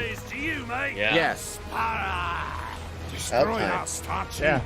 and there'll be the double to pay. I mean, and that's the voice actor for Davy Jones too. I mean, Hear me, my daughter. and that was the voice actress for the witch. I mean, Whatever they've told you, it's not true. Unless it's flattering, in which case, it's all true, but they left out the best bits. if that does, Indy says it doesn't sound like him. Yeah, it's a little It odd. does. In which case, it's all It's- true. And but they you left guys out got the to best bits. remember, he's aging. Yeah, That's true. we all are, Um, unfortunately. I know. And who knows how he had to turn in these That was the Kraken voiceovers. right there. Yeah. Yeah. I mean, there are. But I mean, There isn't are- he still practicing at Disney once in a while where he Jimmy gets Depp. into character? You know? He does, and he Oh. goes out and he does stuff. Charity. Yeah. Yeah, he does Yeah. charity stuff. Oh. So I don't know. We'll I'm we'll excited see. to Possible get it's back. all, I'm excited. all but him. Yeah, you don't know. The other voices are authentic. Jimmy Depp. Jimmy Depp. Jimmy Depp. And from what I'm understanding, like, so, Nate and Crazy Juan, a couple of guys that, a lot of us played in the beginning. These guys are excited for it again. So Mm-hmm. I am they too. already, yeah. So, and this is the PVE, right? It's just a set alone story. So we're not have to Yeah, worry I believe about so, people. yeah. Yeah, Yes. from what I'm understanding. So No, wait. So it's like its own thing within the world of Sea of Thieves with Yeah. nobody else other than the people you just invite. I believe so, yeah. that's what we're trying to So- figure out. And there's supposed to be something on Sunday Because Yeah. Okay. to explain more. it would almost have to be at this point if, assuming Jack is with you, that still wouldn't have to be. That's my only gripe with this game. Like that's kind of part of what pushed us out of it after playing it for 2 solid years was the fact that we get on and whether it's 10 minutes later or 2 hours later, we're getting our shit pushed in. Right. That's it. End of story. You just wasted hours of your life and your game time to just get pissed off and rage quit because somebody's out there. They have to ruin your time. They have to ruin your enjoyment, and they have to just be a dick. Like I get there's Pirates certain are areas pirates, where when the skull's up, right, and everybody has to go get the key, go get the Yeah. chest on the Or island. if you have the Yes, Reapers that's a mark free on for your all, boat. right? There Right. we go. They They should made have that flag for a they reason. should have had a choice where people, do you want to play PvE, you want to play PvP? There's plenty of people out there who want to PvP. They should have done that from the beginning. Well, that's why they created the arena, really for PvP. Yeah, Yeah. and should they And get it just, they should have gave a choice for some PvE or have private servers where people can invite their own friends in the Something a world. lot of people I don't think saw because a lot of people gave up on this game really early on. We saw so many like natural interactions, like it was weird because like you'd see another ship and they'd be close enough to where you'd kind of be feeling each other out, like who's gonna fire first or who's gonna say something, or like there's always this like tension moment, and it was never somebody hunting you down while you're running a storyline quest and stealing the one item you need to complete it, or you're gonna have to start the whole thing over. That is the most broken part Yeah, about that game. We made some friends with strangers that oh yeah, and that's how we met companies- One Eyed Jack, Much fun. Yeah, I yeah, believe. And Yeah. So much fun on that and game. a couple others, and just end up, playing more after that. People on one boat. That shit was fun. Like those yeah, moments. I think the game went to to shit once it became popular with streamers. Yeah, And Rare catered to the streamers And so they elevated their egos, and at that point I was like, that's when it became a shit show. You're Because right. you're like fishing, and bam, boat gone. Okay, Mhm. well, Yeah. Okay, then when you respawn and you go back and do your fishing jazz again, over and over again, or you sink the aggressor, and they're coming back and back, just like those annoying mosquitoes. It's like, I Yeah. can kill them all. It's just wasting time, and it's like, yeah. That's why in the beginning, even though there was less to do in the game, I had the best time. I remember when they had those events where they had to set an alarm to wake up at a specific time. Mhm. I just got an hour of sleep in because, then the next event would start and completed it with strangers and stuff. Those were good times. So Yeah, it hopefully does. this will lead to a PvE, only servers. Or to And- some extent, at least. Yeah, Right? yeah. Like, let me experience the storylines without having asshats Right. out there just being Mm. asshats. And the You way do the I telltales, read, come with your token out of the cave, and they're waiting for you. Like, haha, bam. Yeah. right? And the way I I mean, read, for what? They can't cash it in. They can't do anything with a token. It's just Just a dick move. yeah. yep.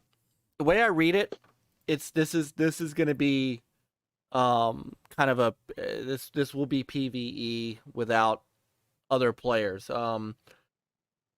After rescuing Captain Jack Sparrow from an unfortunate predicament, you will set sail alongside him to uncover secrets, encounter characters old and new, and clash with surprising enemies as you explore the Sea of Thieves and visit some new locations that'll be familiar to fans of the film franchise and the theme park attraction.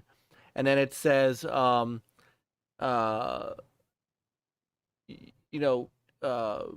skeletons and sharks are no longer your main concern as swarming sirens, darting phantoms, and brutish ocean crawlers surge across the seas. So it looks like this is going to be A proper story. a proper story. Mm-hmm. So I can't wait. Yeah. I can't wait. I can't Mhm. either. I'm ready for it. So I'll finally set sail again. It's been Do too you long. see the I'm picture waiting for a of reason. Davy Jones' ship? yeah, that was huge. yes. Well, no, which it's consummate with what it really Yeah, is. but it's like, I don't know. It just looked massive. Yeah. Like, And I think it's I got don't- like 6 cannons, right, on each side, yeah, something like that. it's Yeah. insane. So It'd be kind of Um, cool if you can play with a larger crew. that would be, but I think it's going to be 4-player. Yeah, probably. Yeah, it has to. Yeah, but it'd be nice if we get a little bit more than that. But I saw that link to Indy, but I read another one that said the opposite. So it's really weird. I don't know. We'll see. there you Well, go. Look at that ship.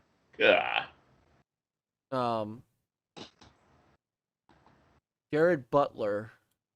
So there are other people that voiced him, and they're predicting who it is. But this article will be updated when an actor is officially announced. So we'll see. Maybe on Sunday they'll tell us. Yeah. So, it's damn close. At least it's close enough. So. Oh yeah. So. Anyway. That's one. That's just one of many. I mean, Mhm. I don't know. We can go through all 30 games. We'll be here till 2 a.m. But Let's say I got 15 20s pushing it. I had a 2-hour time limit. I can't pull a dread and go 5 hours with you guys tonight. I'm sorry. All right, we're not gonna go. We're not gonna go I would 5 love hours. to, but I We're not gonna go 5 hours. We're gonna I hit. said you had 15 hours, 20 Well, hours. let's ask you, Husk. What game do you want to talk about right now? All this. What game do I want to talk about? Yeah. I actually, man, I'm torn because I've been waiting to get put Chiefs boots back on, for quite some time, properly. Yeah, I know some people. I didn't hate Halo 5, but it wasn't Master Chief's story. I'll just put it that way. But there's also Back for Blood, and I've been waiting for a new Left 4 Dead since like 2009 or something. I don't remember what it was, so I don't know. I those two games are what I'm most excited about, and yeah, Halo. Let's talk about Halo, and I want to talk hear about your Halo. guys' take. I want to hear your guys' thoughts on it first, before anything. I Okay. don't want to say word until you guys go. I mean, Well, which one? I think it's one of you kind of guys cool wanna that go you can first? drive around with a Warthog and you lose a tire and you keep on driving around. It's like, and storage in the, for your weapons and on the back of it. It's like, man, that's so many possibilities. You know they took that from Gears, right? Remember Gears 5 when you could store your weapons on the skiff? Yeah, true. So. But I mean, it's It's all in I can house, only right? imagine. All under the same roof. Yeah. It's, What was it? You had the Warthog, and then they had some other vehicle. What did they call it? I forgot that. Or they're talking about it in the. Oh, god damn it! It's the one that doesn't have a gun on it. Shit. Yeah, but it oh, looked the like oh man, Mav, where's Mav? Mav would know this. yeah. I want to say the mongoose, the mongoose. Not sure if it's called Mongoose. Yeah, I don't think it was. I don't know. It's a new vehicle. Yeah. It's a new and that's the one. one where they showed where you could put. All right, because the old one was the mongoose was the 4x4, was basically the ATV. Yeah. Yeah. Wasn't that? Yeah, this was bigger. It's like a Razorback. Warthog. There you go. Razorback. Razorback. Yeah. That's the Halo. Oh, that's right. Axel's Razorback. in the house. Yeah. Mr. Halo's in the house. Yeah. Razorback. Well, okay, so I'm I enjoyed what I saw from Halo Infinite last year, right? I know I got a lot of flack for it, but this time around, I know, me neither. And this time around, I kind of like they showed a little refresh on the single player with Master Chief and the new AI talking about Cortana. Yeah, isn't that exciting? That's so cool. I mean, and so I thought that was a good, kind of an intro. I don't expect them to really fully reveal. I didn't expect them to reveal the campaign story now because they're gonna have a Halo event soon. We'll get some big shit before it releases. Oh yeah. Yeah. So I'm okay with that. November 7th. Mark your calendars. There you go. And when? November 7th. You said November 7th. All right. And then multiplayer, we've got to see that. And hold on, I'll tell you what, back up for Cool. just Did a you see second. that grappling hook? Yeah. I'm going back to it. Hold on. Look at that. See that? See, the grappling hook's gonna be the great equalizer for me. Yeah. Yeah. It's a Sunday. Hold up my calendar. Especially since you can grapple. You can grapple. The hell's the other? Not the ghost. What's the other flying? Oh, it's on the tip of my tongue. I had it the other day. The Banshee, dude, grappling a Banshee and then taking it. Yeah. So, and Dredd says the ostrich, which is the single rider. So, be able to pick up platypus. ammo and the platypus. Just read that. Sorry. Oh, that's good. And I'll tell you, man, that year off, not year off, obviously it wasn't a year off. That extra year to work on this game has shown. Yeah. I mean, we were talking about it the other day when Peter was just like, look at the armor, and we had to stop and look at, looking at the backgrounds and the things that they're See that where he's missing a tire and still driving around. Yes. I don't know if you guys ever heard me say it. I said it on Gaming Beyond the Box on numerous occasions that they weren't ever really intending on releasing it last year. A year, really, like exactly a year early of its 20th anniversary. Come on. Yep. Think about it. No, I get that, but at the same time, I mean, at least what they said. Now, obviously, what they said and what they meant were two different things. But Think I mean, do you about the think? marketing tactics hiding behind this and the drastic change in the game between then and now. Absolutely. But do you also think? I mean, this was what they were going to try to sell the Series X on. You know, Mhm. because really, what? Well, and they we still all, utilized it. absolutely, but It still got sold. this was going to be their, you know, obviously Sony had their launch titles that they had with their system. What was Microsoft really launching with? They were going to launch with Halo because they wanted their biggest title to come out with their biggest system. So I think the whole Craig thing just really scared them. Plus COVID. I mean, Well, Yeah, plus so- COVID, but think of how much money they eat from deals and shit they do on a regular basis. Dread. Just saying. People still got their free Xboxes, still won their fucking free Xboxes, yeah. all this other stuff. They just slap Master Chief on these products and it, Mhm. it boosts their sales for a while. Does nothing else. It does nothing for anybody but Microsoft at that point, because guess what's been talked about for the last year big time, more so than leading up to its reveal, Halo Infinite, because Mhm. a lot of people were getting mad.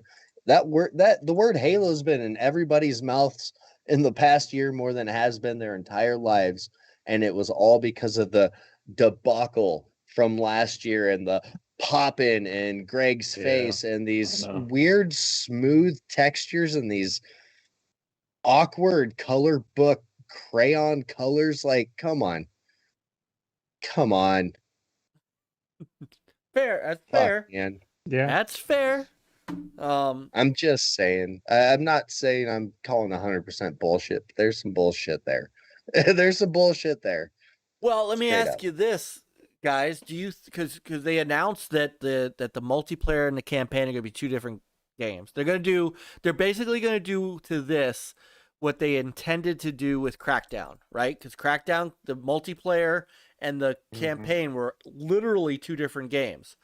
So they're doing that with this, and the multiplayer is going to be free to play. Do you think that could have been the plan, was to bring maybe the multiplayer out at the launch of the Xbox Series X and then kind of hold the campaign until There they you can go, Mike. until they can spit and shine it?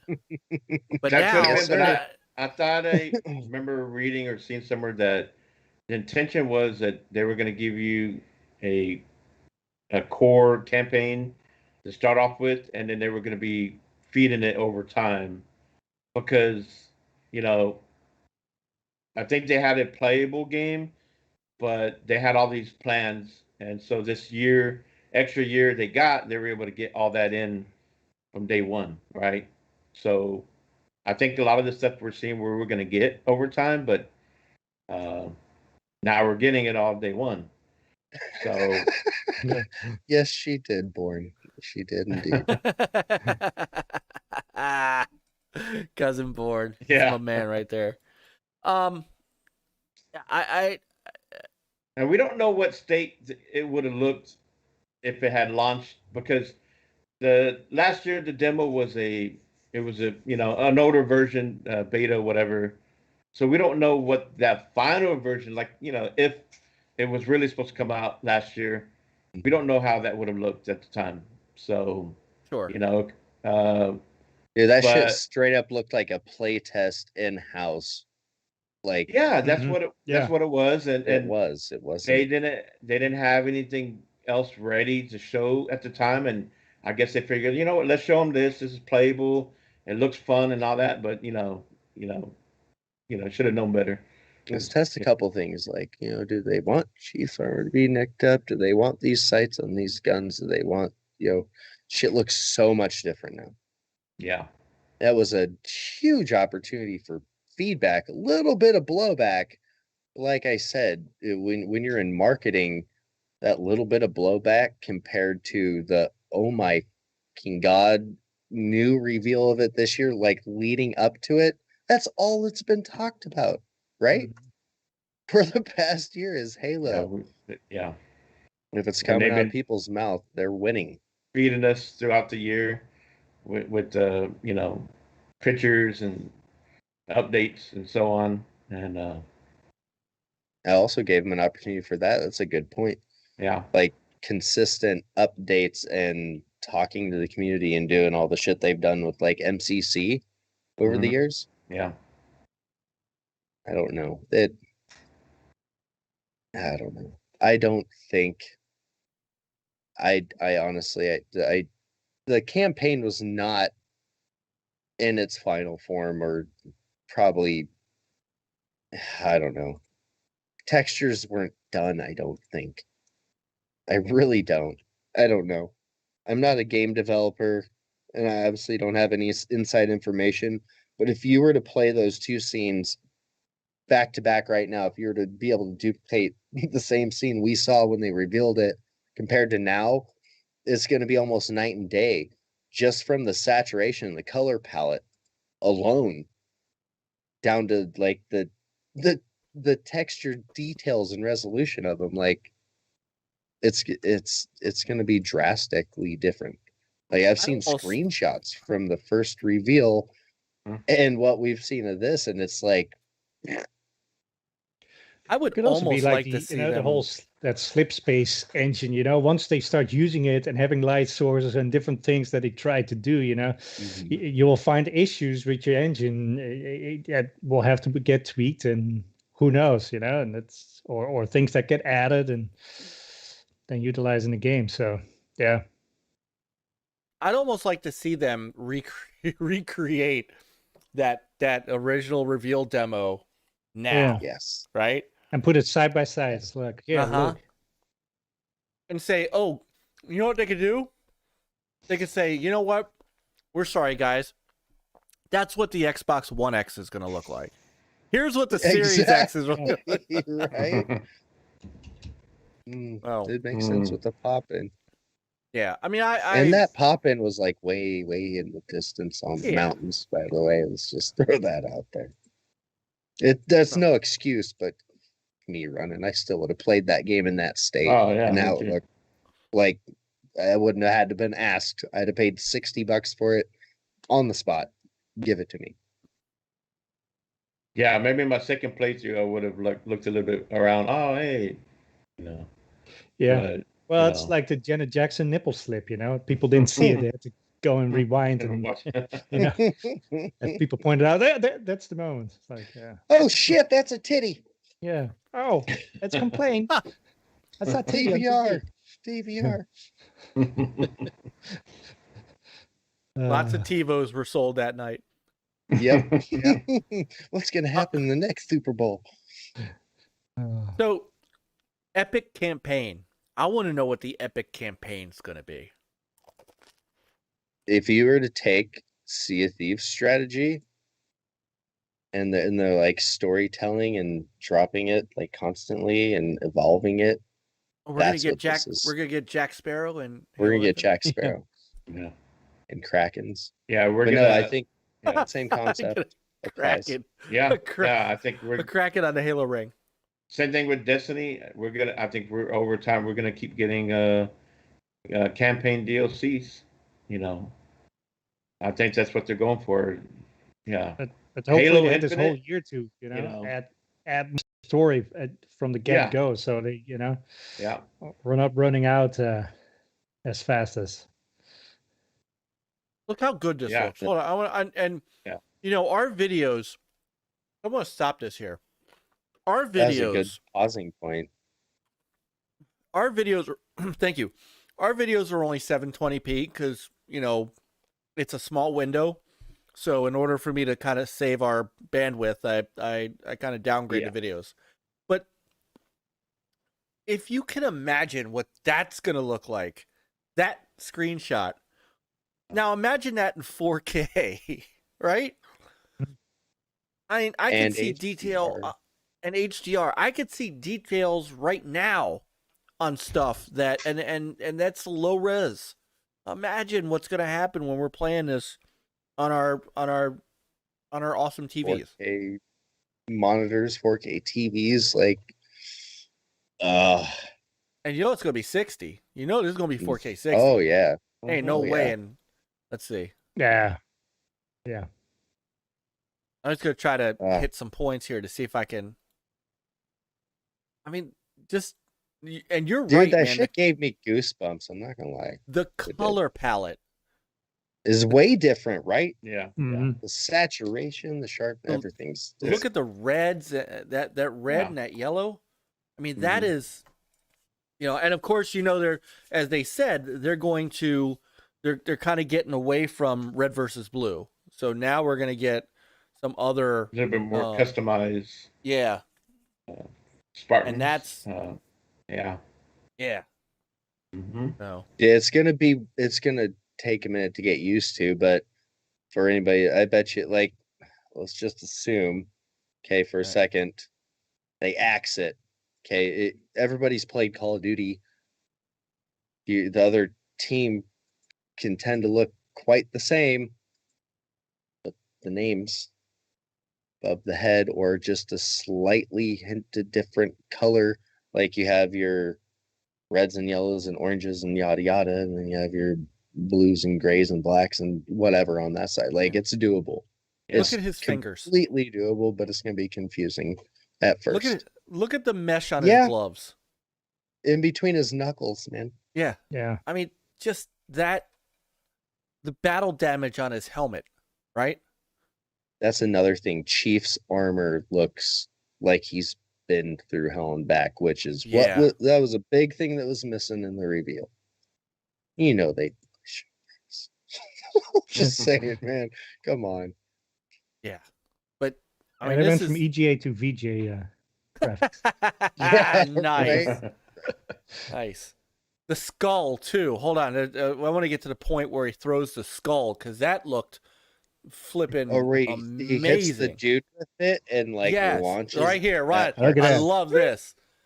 Get But, out. but That's again, look Mm. at his legs. Look at the armor. Look at the special effect as he's throwing the guy out. That yellow. That Before I yellow have glistening. to leave, can we get the pistol shot to the one dude's head before go to the samurai, and you'll see it when he shoots the first person. Their head flies back, like they buckle, like the physics on this game are nuts. Like, Also with you the blood, just made the splatter on the wall. yes, That's pretty cool. good. This whole in trailer's good. I could watch it over and over and over and over. And we are. The capture the flag. I love this where you can now get on you can now get in the Warthog with your flag. Mm-hmm. Yes, and then the That's- AI tells you to haul ass. That's cool too. Yes. Yeah. Here, look at Up the. it- Oh yeah. my god. Wow. But I mean, just So I cool. was more looking at the skull itself. Again, we talk about the Yeah. colors, we talk about the beauty of this thing. I mean, and the flames coming off of it. Come on, I mean, this is what a year gets you, and you know, That reminds me of Sea of 343. Thieves, that skull. Yeah. Right? A little bit, huh? Yeah. You know, Sea of actually- Thieves. It is. Holy shit! It doesn't have a bottom, like all. It looks just like it, just white Yeah, with the almost. black Yeah. Here you go. Yeah, Here's the black. samurai. right here. Pop. Oh. Yeah. Yes, and There's his That's head linebacker. snaps back. Physics, Hold impact, and then they buckle. Yep, his whole head snaps back. And then he grabbed. Oh, So good. look at that. I mean, that I Guns. Sigger. Oh, that one. Hey, this is gonna be Oh. fun on community. And there's game also night. like Your blood splatter and guns, your stuff. grenades, when you die, like that you haven't used, like hit the ground and yeah. roll away from your body. Like Yeah. that shit What was doesn't. cool was they were saying how, so once you die, all the special gear or whatever that you picked up, that's gonna be for someone else to pick up. Yep, Yeah. all of it. Yeah. Mm-hmm. Yeah. Bubble shields, 9 yards. This community game nights. Yeah. Yeah. And free to play. I mean, that's play. huge. That is Yeah. so Huge. huge. Yeah, and you don't need Oscar live gold Mission. anymore either. So It's like it's really unprecedented. free. So But I want to thank you so much for finally having me on the show. Yeah. I do have to go. sure. Hey man, it's I asked my allotted time. not a problem. Well, it's your allotted time, not ours, man. You could be on all Well, night. that's true. That's true. Yes. So, but before you go, tell everybody where they can find you. Of course, for those who are just meeting you for the first time, and that's probably 85% of our chat room. All right, so you guys can find me Wednesday nights at 8 p.m. Eastern on Gaming Beyond the Box, and yeah, you can find me there every other time of the week too. We have things in the pipeline. You can find me on Twitter at ACS_Husk. It was awesome talking to the familiar faces and the non-familiar faces in the chat. I thoroughly enjoyed being here. I knew I would. I wish I could hang out until you guys ended it, but I do have obligations, and Thursdays are weird for me. So No worries. I wanted to be here. We're finally here, and it will happen again. I hope. And you will be back. Yeah. Yep. And we got to get that. We got to talk to that creator. Yes, great feature you know. soon. I've almost wrapped up the graphics. I'm close. Nice. Awesome. Refacing the whole damn thing. Well, Yeah, we'll talk, Mike. We'll Husk, get it there. was an absolute pleasure having you on, brother. Hey, thank you so much for the invite. Yeah, take it easy, everybody. Have a great rest of the show. All right. All right, Husk. Thanks, brother. Man, you have a good Later. one, brother. Yeah, Yeah. have a good one. Thanks for being on. All right, that is Husk. I'm gonna move us over so that we're not kind of left heavy, because I don't know why, but I've got a thing now about that. For some reason, it's just it weirds me out when we're not in when we're not in sync, where we're not in perfect symmetry. So here we go. Don't throw up here. While I move you guys around. Yeah, he said no to 5-hour shows, Jago. That's right. What's up, Jago? Jago! Hey, Jago, you want to come take Husk's place? Come on, Jago. Oh man, he's a good guy. I really enjoy talking to him, and he really is. You know, the Gaming Beyond the Box guys, they're really fun and they're really great. And they don't give a crap.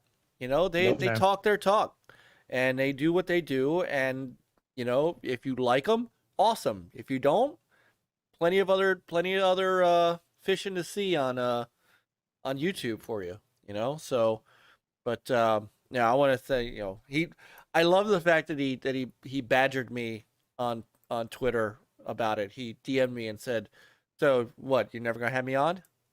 Yeah. So it means a lot that these guys want to come hang out with us, and we've got more coming. I think the next couple. I know we had some. I think we got to recalibrate our guests. We didn't lock anybody down past this, so I think the next couple shows will be us, and then we'll line up some folks in July and August. He said, "F you, Mike. Hell no. About to go to bed. I'm old and tired." Come on, man. You can stay up till 1, 2, 3 in the morning. Just take a nap like I do. All right. So what else do we want to look at with Microsoft? I mean, obviously, there's so much. I mean, we could go 3 hours just on Microsoft. Just a little Forza Horizon. Let's go to Horizon. Yeah. Oh my God. I needed a cigarette after watching that. And then after that, let's check out Somerville. Okay, we'll do some indie stuff because Indie Gamer is staying up. Yeah. But this was, I could not get over what we were seeing here, with this. Love you too, Jago. You know, I know you work hard, man. So, I couldn't get over what I was seeing here. The every time we saw a picture, I'm like, oh, this is this is turn 10 in playground games, just kind of like taking pictures and to put in a game, and then all of a sudden a car drives through it. Yeah, that was crazy. So, go ahead, Peter. Rock and roll on this, brother. Yeah, I mean, what you said is like, everybody thought it was like, okay, here's just, some footage that they took with their, 12, there's super high HDR cameras. And what you said, and all of a sudden we see cars driving through, and it's like, that's actually the game. It's like, oh my goodness. Right? Oh man, I mean, I don't want to skip through the trailer, but I kind of do, because it was just so much. They there was actually have just another so much. trailer where you don't see any talking. Or maybe it's the It same is, but footage, they, except it, without the. except they don't right without the whole lead into it. Yeah. No, but even like this, I mean, look how beautiful this looks. The question, the last scene with the riverbed, that's the scene I'm talking about. Yeah. And we'll kind of skip ahead a little bit. So it's like every time we saw something like this, we're like, oh, look, it's a picture of Mexico. And then in comes a car. Like this one kind of This looked doesn't like look as game. convincing, but the one with the No. riverbed where you actually see the water Yeah. going. It's like, oh yeah. This kind of looked like a game. For this part, I'm like, okay, yeah, that's a part of Horizon. Let me get to that riverbed scene. Here it is. Right. Oh, Yeah. Hey, I got it. This was just getting to it. So this was amazing. The guy's talking about his, HDR camera and how they took 24 hours of footage. And I'm like, wow, Right that's here. that's a really nice shot of a mountain in Mexico. And the moving water. I mean, the brook got me. Mhm. And then all of a sudden, in comes a car. Yeah. I was like, You see wow. this is like, whoa, wait. Wow. Oh. And like here, look at the just the backdrop, Mm-hmm. and the skybox, the clouds, and now what we're seeing here, I think, is 30 FPS, isn't it? Or are we seeing Yes. 60? I think 30. So They want to show all the, all the detail. But yeah, the game is Yeah. also like 4K 60, and I'm very curious what they're gonna me too. scale down. Maybe with variable refresh rates, it's still gonna be. Who knows? I mean, even I'm wondering if they have the, they have a hybrid in there or something. I don't know. I don't either. I just know I need this game now. But this is coming Right. late. This is coming late. This is coming in I know, normal. October. Yeah. Yeah. Which is It's late for Horizon. It's kind of Or- funny when you or- had the. Oh no, never mind. So that makes you wonder because they said this is November 9th. November 9th. Thank you. And then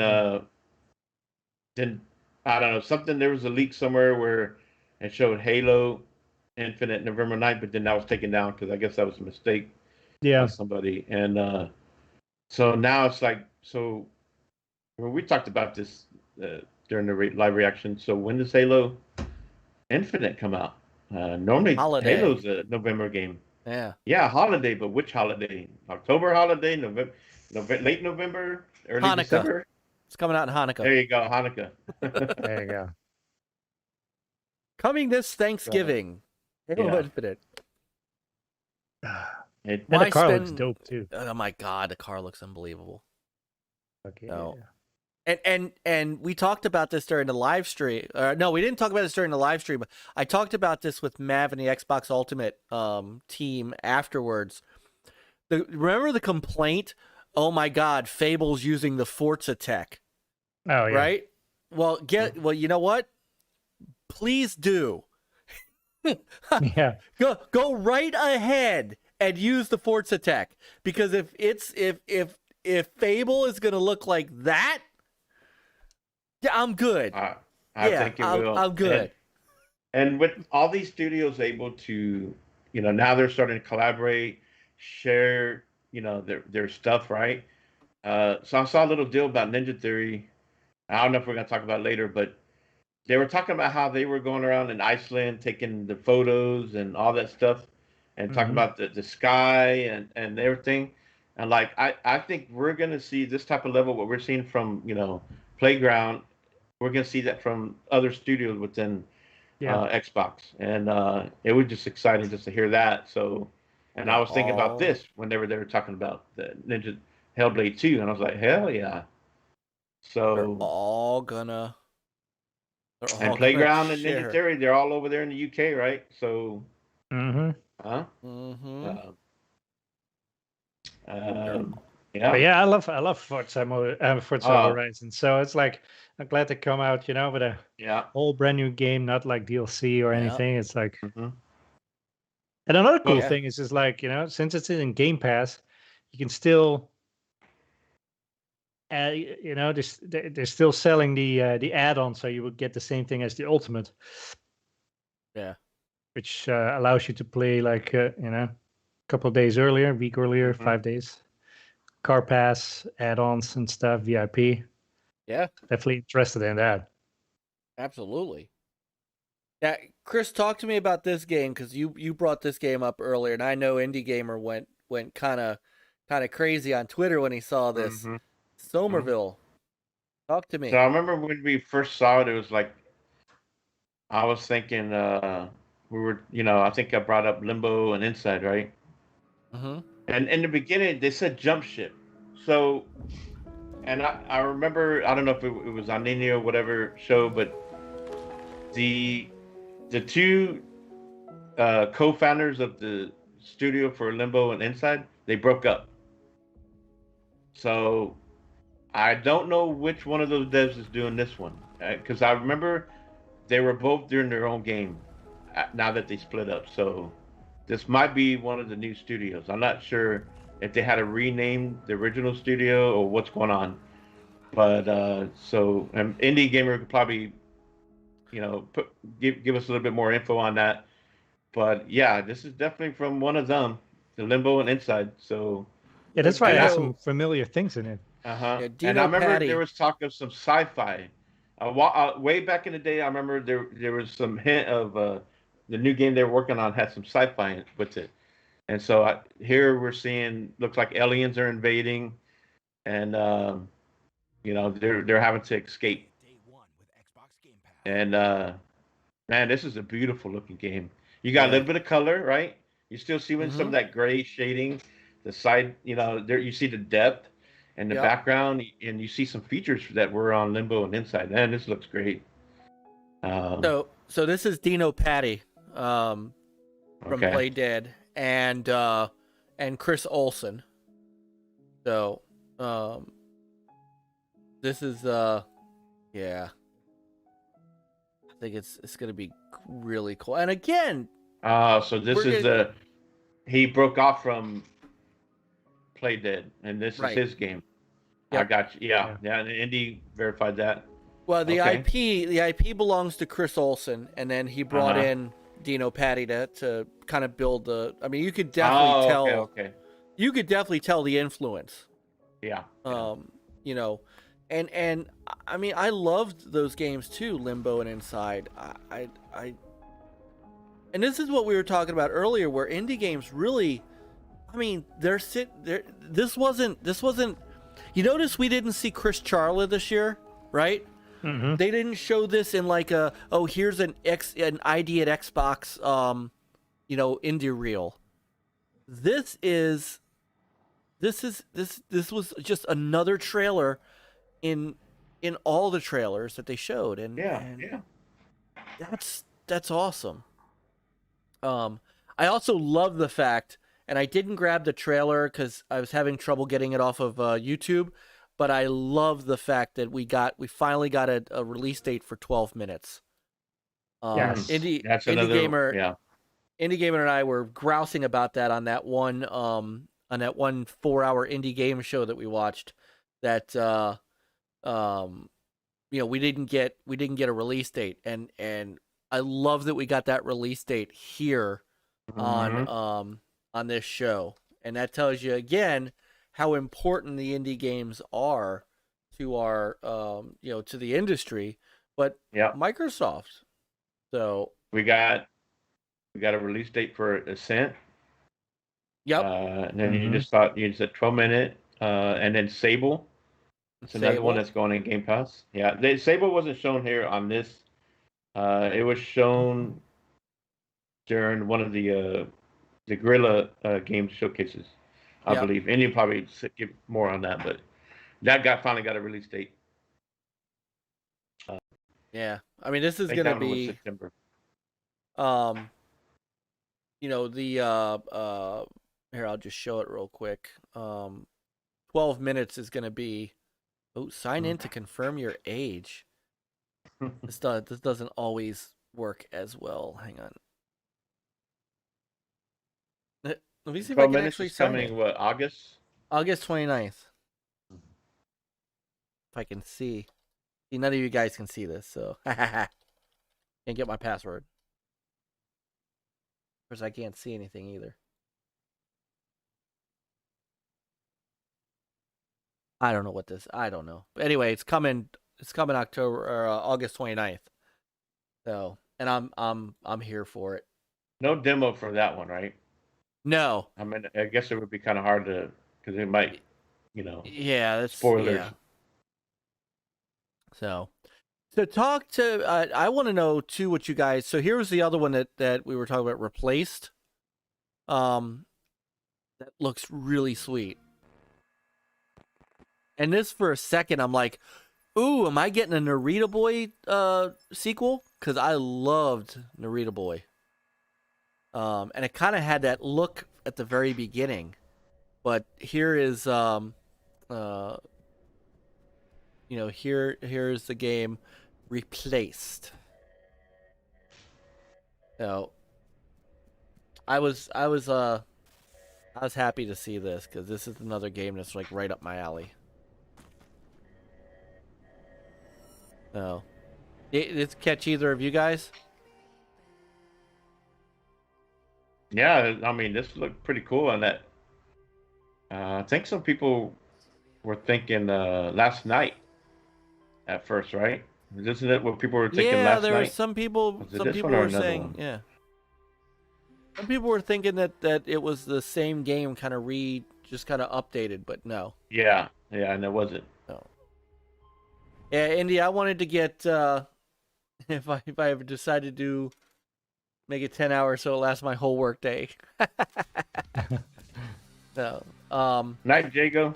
hi Diego. Like that was pretty cool. The some of the effects in this game too. And Indy, Oh, I wanted yeah. to show some indie games while you were still awake. Look at See, the lighting. that's what he said. He You know, said for a like split this- second he thought The Last Night was back.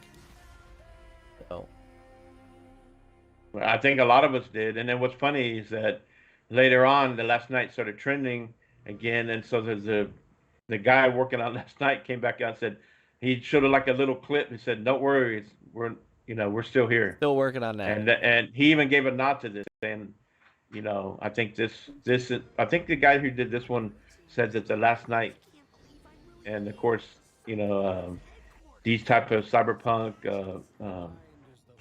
inspired him on this. So Yeah. So this I thought was going to get released.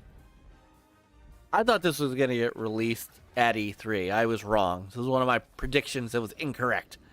But this is coming out in August as well, and I'm going to enjoy this. I got to get back to replaying the first one. And kind of finishing that off. But this looks like it's going to be totally cool and totally weird. Yeah, kind of like a almost like a DreamWorks title, like a not DreamWorks. Well, who made like a Tim Burton anime, right? Like the Nightmare Before Christmas and all that stuff. Kind of has that vibe. So yeah.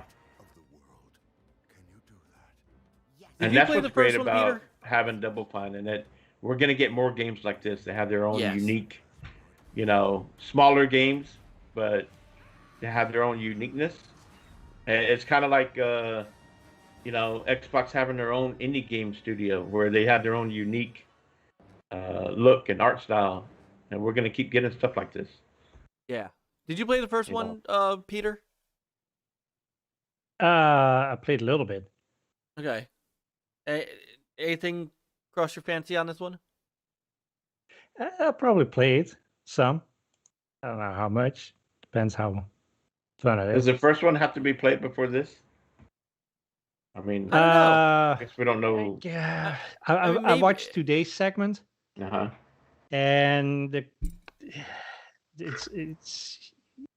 almost seems like you should, Okay. because they have a lot of references and this whole Psychonauts world kind of thing. How long of a game is it? The first one, you know. Good question. I don't have the answer. I mean, it I was think an I would like OGX. to give it a playthrough to It was an introduce my. I never Xbox played game. first one, so and It's I in would like Game to play Pass. this one. So Definitely in Game Pass. So, yep. Mm-hmm. What do you guys want to see next? I mean, what do we want to go through next? I mean, we have we have Avalanche. What do you think Arcane's about game. Starfield? Because that was an in-game tease. Yes. So Yeah, it's really show it's the not intro. CGI or anything, or just like, this is I mean, In the game engine, they said, and It's- they were talking about it today. Also about it. Yeah. so to me that means that this is a scene that you get within the game. Yeah, pull Yes. up what they showed in the show, and then after that, if you could pull up what they show later. And that's not a long deal either. I don't know if we have time for that, but What did they show? Are you talking about what they showed in the extended? yeah, afterwards, they had a little bit more of some more pictures and so on. But Like the live stream from today? no, I think the next day or so, or Todd Howard, they had like a little segment where they showed a little bit more on the Starfield. Oh, like the journey begins? Is that the? I think so. Yeah. Yeah, Yeah, I I'm am very super hyped for intrigued. this. Yeah, Into Yeah. the Starfield. and they're saying right? this is that like what it's called? Skyrim in space. Yeah. Skyrim in space works for me. Mm-hmm. So, and yeah, this is in game. This is Yeah. lick. That they're saying it's in game. That's what it said. Well, if we go back to the very, very beginning, Yeah, people didn't see it, but I'll show you. It's right here. It says In-game Alpha footage. in-game footage, Creation Engine Yeah. 2. Mm-hmm. So this is, yeah. Hang on, I'm grabbing the that video. I mean, this could be the Skyrim in space. Yeah, I'll take it. And you know what's cool is that they later showed a close up when he was over there doing the switchboard and all that, Mhm. and they showed the letters. They showed 1111. You know. Yeah. So De Niro said Starfield could be played in first or third person. Wow. So I'm gonna play it in third person because I'm more of that over the shoulder kind of. Yeah, most I likely. want to see my for- character. Yeah, and Yeah. maybe it depends on the situation. But, And this That's was true, like too. a Be more countdown fun. or whatever. And then it's Yes, like, Yeah. yeah. Yeah. So And what was funny is that, so if y'all didn't catch it, and I hope they do more of it. So Aaron Greenberg and Pete Hines had like a little one-on-one today on Twitter. Like I guess there's some new deal where you go in, and you can listen to them talk, right? You can Mhm. join the conversation, but yeah, see right there. And so they were talking about this scene where, he's over there doing the prep, right? The whatever fuel, this and that, blah blah blah. And they said Matt Booty emailed Todd Howard and said, "Hey, I saw that sequence and he was supposed to do this and that, some kind of in-flight. Oh, he pressed this, he did it wrong. But he was trolling Tom Howard." And Todd Howard responded back, said, "No, we know what we were doing. We know exactly, what a pilot or whatever they're supposed to do, this and that before they launch." So they were kind of having fun about that, and yeah, I mean, this is great to see this coming out, something that's been a passion for Todd Howard that he's been wanting to do, because you know, we've seen what they did with Skyrim and Elder Scrolls, and then of course Fallout, and then now we're getting all new IP, you know, a big old grand, you know, universe, world, whatever, exploration, you know. They try to explain that this is like a Han Solo simulation, pretty much. You know, play it how you want, look how you want, you know. Right. Yeah, this is right up my alley.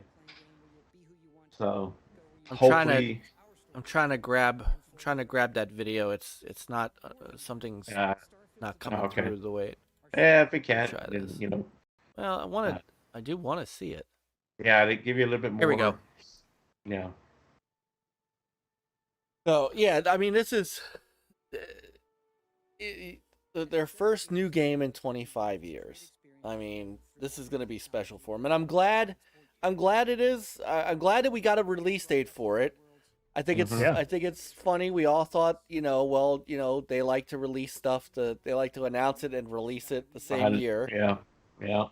But I think they also learned a lesson from, to be you know, perfectly frank. Yeah. I think they learned a lesson from Fallout 76 and Fallout 4, because there were some, you know, that got a little bit of flack too. You know, could have been more polished, blah blah blah, and maybe an extra time would have done it well. You know. So now they're gonna take an extra year, and they're gonna do. You know what? Just like Halo Infinite, they're gonna take another year, and they're gonna rock this thing. Do you think if he didn't get a Halo Infinite, he would have gotten Starfield? I don't think so. Do you think without COVID? Because it does sound like, from everything that's going on with this, it sounds like it probably should come out next year, even if it's playable.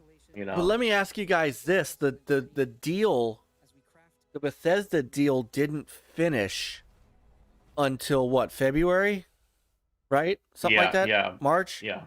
Yeah. I wonder if this game would have been multi-plat, Peter, in that case. Oh, it would have been. If Oh, you mean if it would have?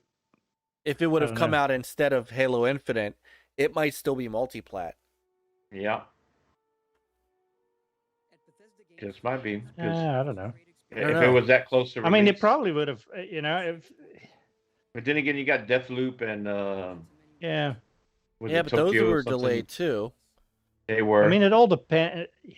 The thing is, we don't know when they started talking about the whole acquisition stuff. You know, that's true. Probably like a year ago. But I kind of had probably an idea.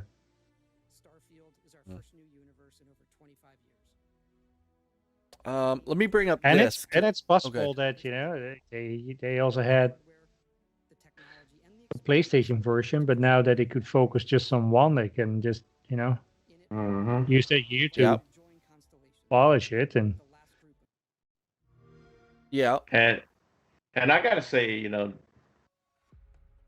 they came out and they said this is exclusive. Yeah. And any game that they showed from Bethesda exclusive to Xbox. And that doesn't mean just console. You know, we know Xbox has an ecosystem with multiple devices, PC, mobile, cloud, right? You can still probably play this on Xbox One through the cloud. You know, they're giving people options. You know, a lot of people can't afford, you know, high-end PC or maybe the new Series X and S. Maybe they can only play on their mobile, right? And that's what they're trying to do. They're, you know, Japan is bigger on handheld mobile gaming. They're trying to bring this game. So, you know, a lot of people, why can they not accept? This has been day one, right? Since we've been gamers. There are just certain games that are only on certain platforms. That's the way it's been, right? And here we are. We got people, you know, of course, fanboys. I don't give a shit what they think. But then you got media, and they want to come out and keep asking all these questions and can't just respect that Bethesda is now part of Xbox.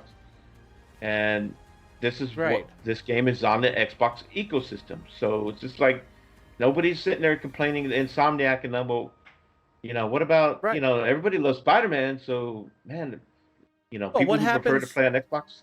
They've been Can't play talking about Spider-Man, possibly. I mean, they've been talking about possibly bringing out a second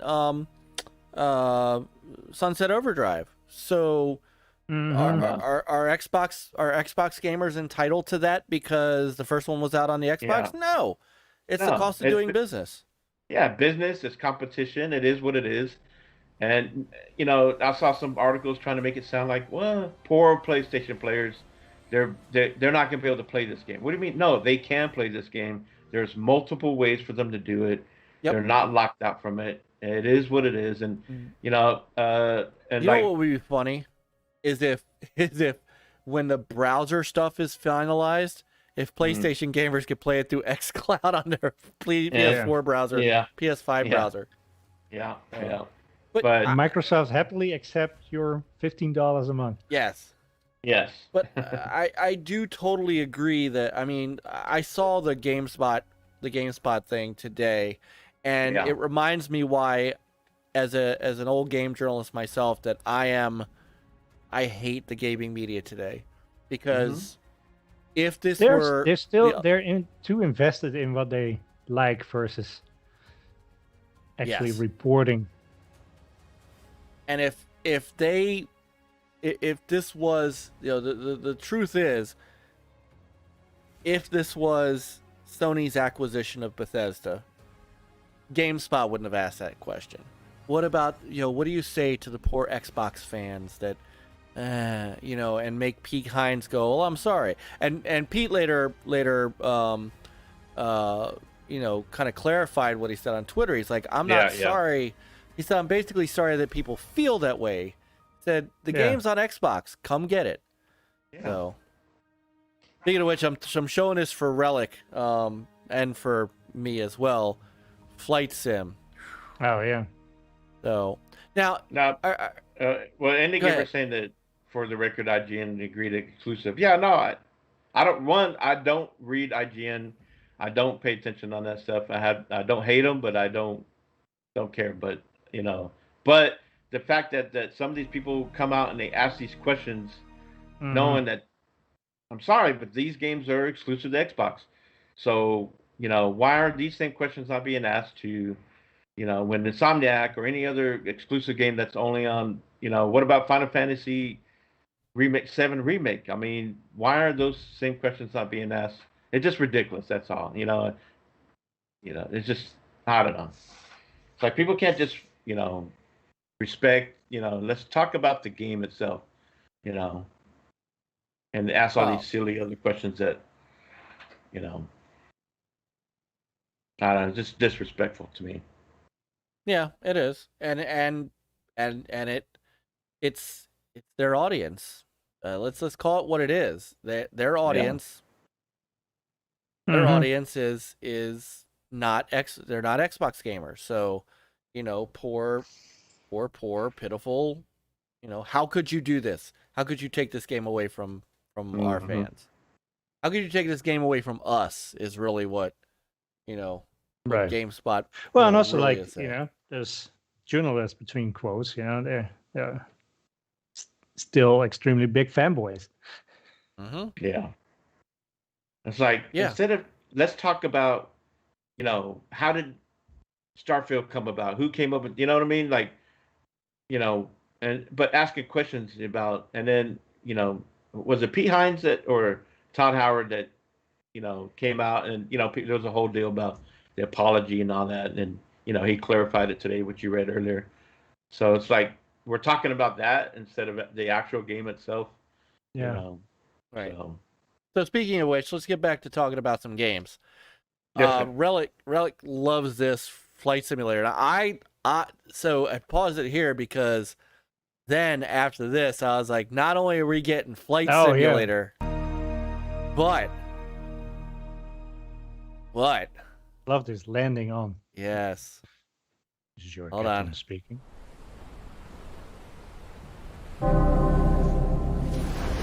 I heard that. I was like, yeah. yeah. Yeah.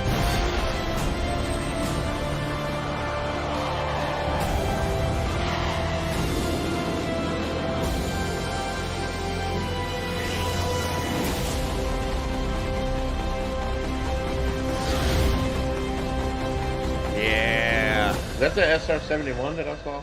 That was. Hmm. And then who was it? I think they said what the we'll hell's get his two airplanes, so I guess those are the two then. Yeah, I Maybe. forgot who it was. Who was it on Twitter? That said that they specifically they showed the movie trailer and the game trailer side by side. Yeah. And said that was they kind of made it they kind of made it to look like that. Mm-hmm. So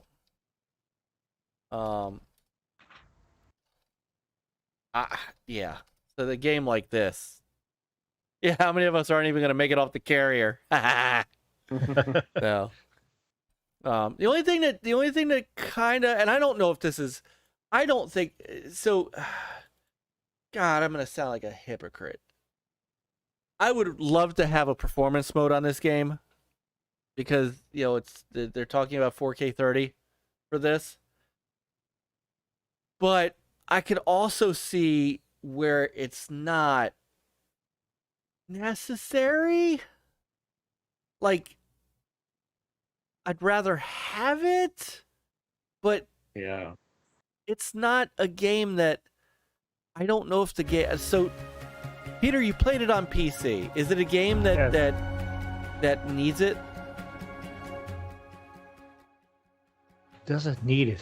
I don't know. I want to experience it in 30 and see how it feels. Because not Yeah. all 30s feel the same.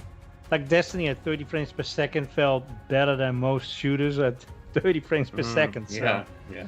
Right. All right. There were a And couple this game other was big. taxing on PCs, right? I mean, I know. So That's why I think it's not in 60. Well, I can't wait to get into this. So. Yeah. And they, So they changed a whole bunch of things. Like, you have more training stuff available. So, Yep. and All the labeled it's easy stuff. to, yeah. how many people can play together? Because I know Peter, you and Coop. To be honest, I don't know. I wanted to show this trailer real quick because I thought this was really cool I mean, obviously we didn't get any information on it, but I thought the design of this trailer was really funny. We begin by hearing an old, wise-sounding voice. And we see a quiet, peaceful setting. I was like, Fable! This will make our game Yeah. seem big. Some people said and that, important. at first. Now, something must break the serenity. Will this creature be in the game? No. Say Like goodbye Fable. to it forever. Suddenly, and for no reason, people running. These pointless slow-motion shots make everything seem cool and should bolster pre-sale numbers. That wah sound can mean only one thing. We must gaze over That an epic wah shot of a sound. world, and there should be lens flares. Now we see our hero, but only their silhouette, because the developers haven't finished the design, or finished the story, or finished any gameplay that's actually ready to show. In fact, the only thing they have finished is the title. Yeah, that's how you do a reveal where you don't have anything to show. Yeah. I mean, that to me was really cool. And Outer Worlds was really came out of left field for me as just a top-notch game. It is. Yeah. Mm-hmm. So I really Yeah, that was enjoyed very playing enjoyable. through it. Dialogue, story, just different worlds. And your different choices, what you Yes. could, who you could be, what you could do. So, Sister Saggy's in the house. Hey. This game is gonna I get and remember how I was saying this is all I need right now. I just need to know it exists. You know, Mm-hmm. hopefully in 3 years we'll get to see a real trailer, but I just need to know that it's here. So I was happy with that. Mm-hmm. What else you guys want to cover? Earlier we were talking Flight Simulator, which Asobo Yep. worked on that. What about that Yep. other game that Asobo worked on? That was a So- surprise. Oh yeah, with Avalanche, right? Yeah, that's another one on the, no. yeah. With, so Asobo is doing Oh, yeah. Plague's Tale. Plague Tale. Yeah, Plague's Yeah, Tale. I didn't that's grab all. the trailer yet, but Plague's Tale Requiem. Yeah. Yeah. That's But like gonna be Avalanche, awesome. they're working on a new one also. That was Yes, Contraband. Contraband, and that was Yeah. cool. And what I heard was open world, 4-player, co-op or single player. And, you know, up my alley. Yeah.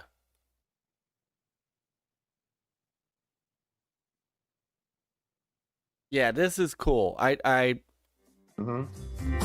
Nope, I can't play the audio. Yeah. We'll get a copyright strike, no doubt. There's no way I can play the audio on this one. So, but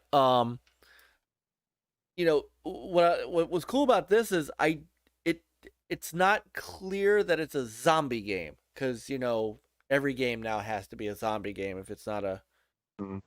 And I don't know that this game is. It might be Yeah. more of a Mad Max type game. Oh, but co-op. Well, it sounds like, you know, being Contraband. Yeah. I mean, it's definitely apocalyptic, but or maybe it's something down South America, right? Yeah, it seems like more like you have a mission, you have something to go get. Doesn't it And take place in Asia? So, I read something. that's what I heard. Let me somewhere. take a look. Was it on here? Admittedly, I didn't. Yeah, in the 70s. You know, and it seems like maybe there's a contract, right? Yeah. You know that you're tasked to. We need you to go down there and get some of this. You know. Well, you know, it could be a lot like. I mean, you remember what Avalanche is good at? Just Cause. Yeah. Right. So. Mhm. Mhm. Yeah. It could be something like that. Yeah. Yeah. Crazy. Yeah. You're having to deal with the local militia or whatever, or an army. You know, and you have to go in and The fictional sneak in world of, or whatever. You know, and the grab fictional world whatever. of 1970s Bayan, whatever that is. It could I be don't know. like the Asian country. Yeah. I mean, that's I you know, Mhm. it was funny because you know, the word on the street was that Avalanche was getting bought. But Maybe they This is still a- are. We don't know. But this is the next best thing. Yeah, I mean, Xbox is doing a deal with them for a game, so Yep. just like they do with the Sobo. Yeah. And Game Pass because it's Xbox Game And Studios. Game Pass. Yep. yeah. So, yeah, I like the idea, and if you know if it's a so they said it's their most ambitious game yet. Working closely together with Xbox Game Studios has been a great experience. Can't wait to share more about the game and the world of Bayan. Look at the Because- logo. Microsoft. No, it's being built with the latest iteration of their Apex engine. And exclusive to Xbox Series XS consoles, so not coming to. We're starting to get games that aren't going to come cross-platform, cross-gen. Mhm.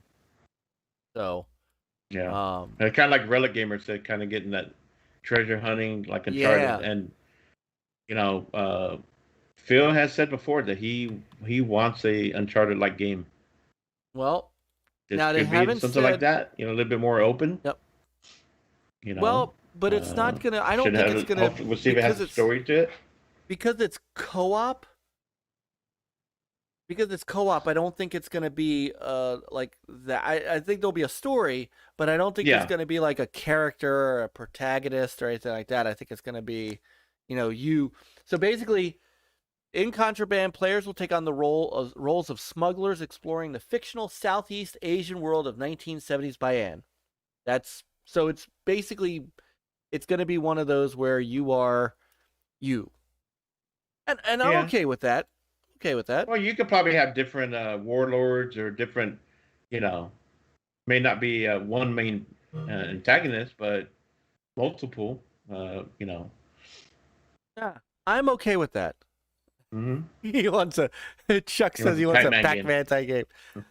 Oh, that's all right, Chuck. With your gift card you won on Sunday, you could buy Pac-Man 99. So now the other big game by the other big studio that starts with an A was Arcane, and we sort of kind of saw. We saw our first trailer of Red. Oh, come on, Mike. Redfall. Thank you. And and I'm at. Okay, so let me try to. YouTube has given us just all kinds of crap on trying to download some of this stuff. So I apologize. Not all of the trailers I got really work because thanks YouTube. So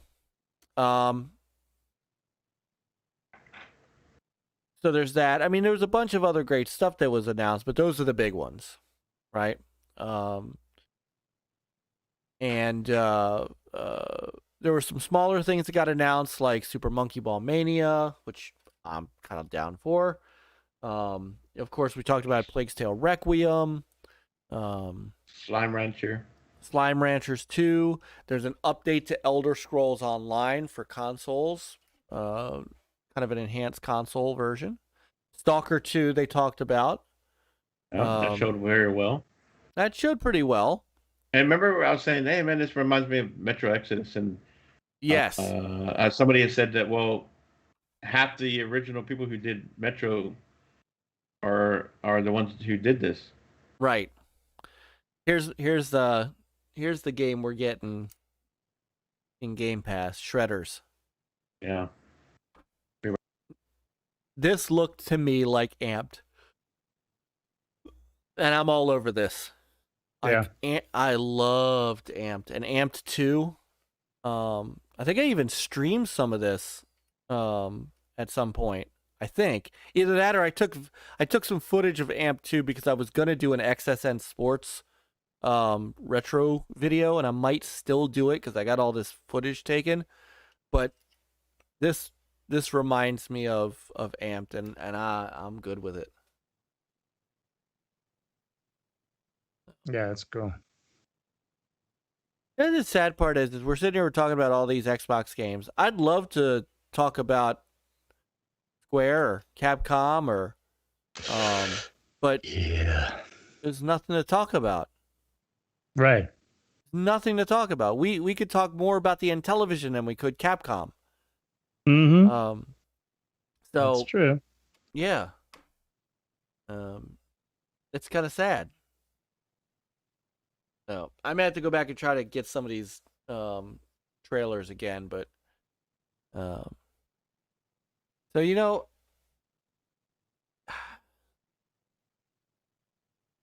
it's coming.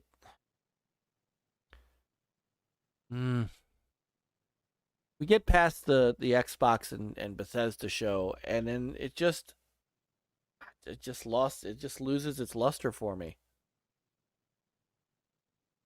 No. Yeah. Talk about the other indie shows. Indie Gamer, I hold that for you, my brother. You are the I can't talk about indies like you can, my man. That there's no. We won't do them enough service. No. Headphones are dead. Have a wonderful night. All right, Brother Infinite. Does Yeah, NLG give out grades for the conferences? what does everyone give the Xbox show? I give the Xbox show an A+. Yeah. Consider this. I gave it an 8 out of 10. First, I started with a 7.5 out of 10. Then I got the 8 out of 10. And I realized something as the week went on. I started reassessing my score based on the fact that the rest of E3 sucked. So, I mean, if I'm scoring that conference, I can't help but score it like a high B or low A. And then let me see if the Hellblade 2 video works. The Hellblade 2 video works. I do want to show that. Then it dawned on me, Peter. We have all those games that I said, well, why haven't we seen this? Why haven't we seen that? Where? It dawned on me, holy crap, Peter. They haven't even shown us Fable yet. They haven't even shown us Avowed yet. They haven't even shown us Hellblade 2. We got to see like a little behind the scenes of Hellblade 2. They haven't even shown us this stuff yet. State of Decay 3. They didn't even talk about State of Decay 3. I meant to bring that up. Compulsion. NXI's working on another game. Double Fine's working on something else. Because remember, some of the games like see if I can... Outer Worlds and Psychonauts 2 were already in work previously before they were acquired.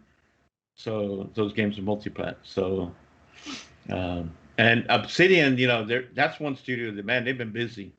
Multiple projects. Grounded, Outer Worlds 2, Avowed, and supposedly there's another game on top of that's in work on top of Avowed. I don't know how big that studio. A lot of these studios have grown these past couple years. So, and then you got Initiative. We got to rebuild a Game Awards show. So at some point, and from what I hear, like these games are like probably 23. A couple of them, and they're only going to be for the Series X and S. But of course, the cloud would bring that to multiple devices. So that was something else that that was interesting that came kind of later in the week. Was Microsoft is working on xCloud for the Xbox One consoles. So good night, brother Relic. We'll talk to you soon. So imagine that. Imagine having your OG Xbox, right? Your OG Xbox One or your One X, and being able to play a Series X game on it. Now it's not going to be as good. It's not going to. You're not going to get the quality. Cloud gaming is good, but you're not getting that native, straight, from the hardware, PC or Series X and S quality, but. No, but imagine what you are. You'll get enough of a taste of it, then it'll be playable, and then you might just go, you know what? If I really want to play this at 4K 60, I need a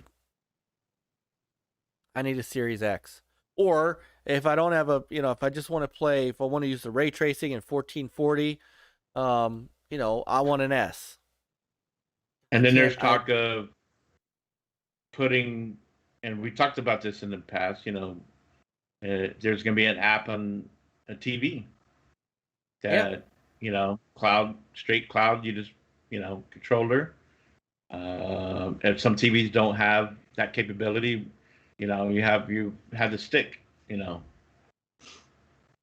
going to be multiple options to play these games. Let me see if I can do it this way.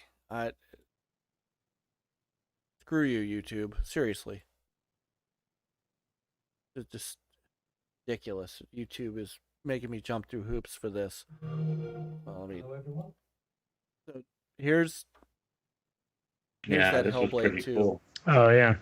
I'm going to try to get a little far into this where he's just talking. Okay, here we go. All game footage work in progress, not final. Of course. It's understandable. But man, some of the stuff that they're looking to do here. And yeah, how long have I been saying that? Yep, you have been saying that, Dread. Yep. Yep. No, it's gonna work well enough for what it is, bandwidth permitting. The servers are being upgraded to Xbox or to Series X blades, but it's gonna be bandwidth limited. You're gonna get, it's not gonna you're not gonna be able to really stream 4K 60 across xCloud on a Xbox One or a One X. You're just not. No. Yeah. So you upgrade.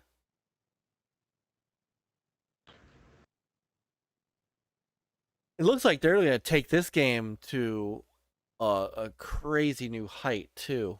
I mean, this game with Xbox money behind it, with Microsoft money behind it. Yeah. And again, they only have to develop for one, I look forward to the combat in this. Hold on. Yeah, because that looks like a little, a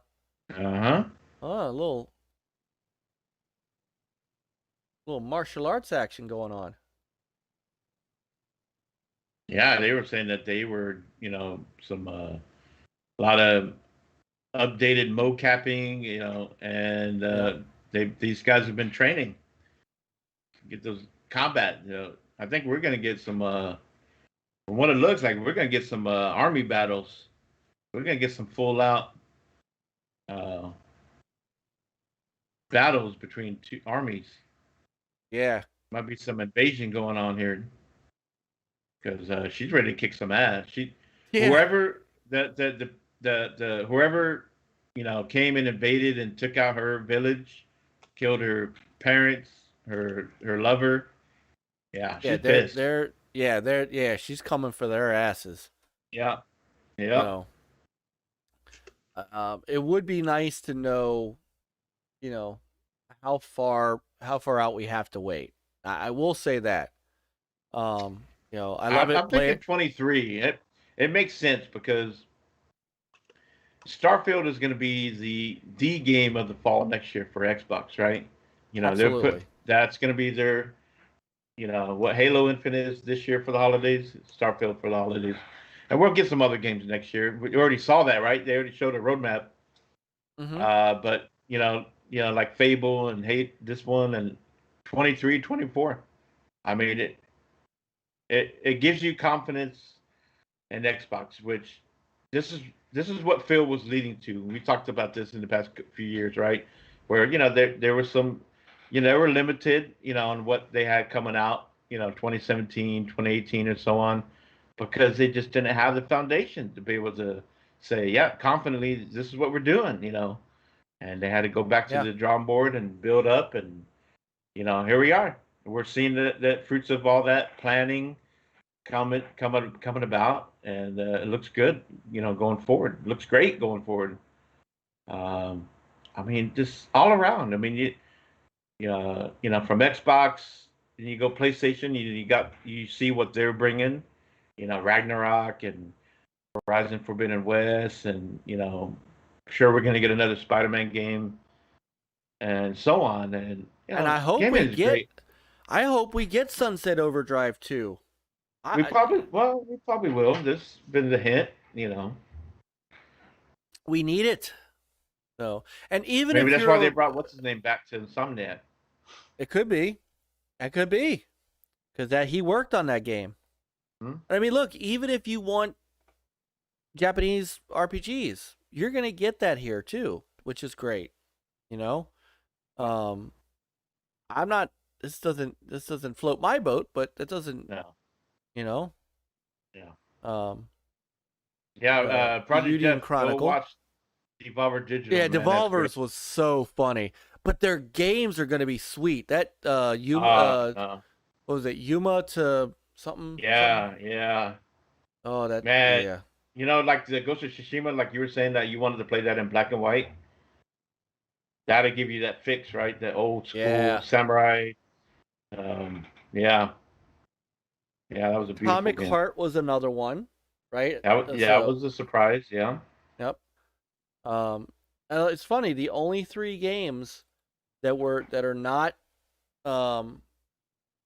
in Game Pass coming out of this were Diablo 2, Far Cry 6, Mm-hmm. and I want to say, what was the other one?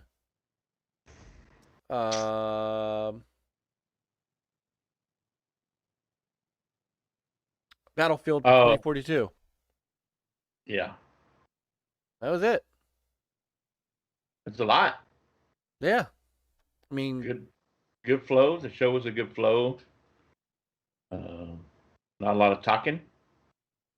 no. In fact, you didn't see Phil until the very end.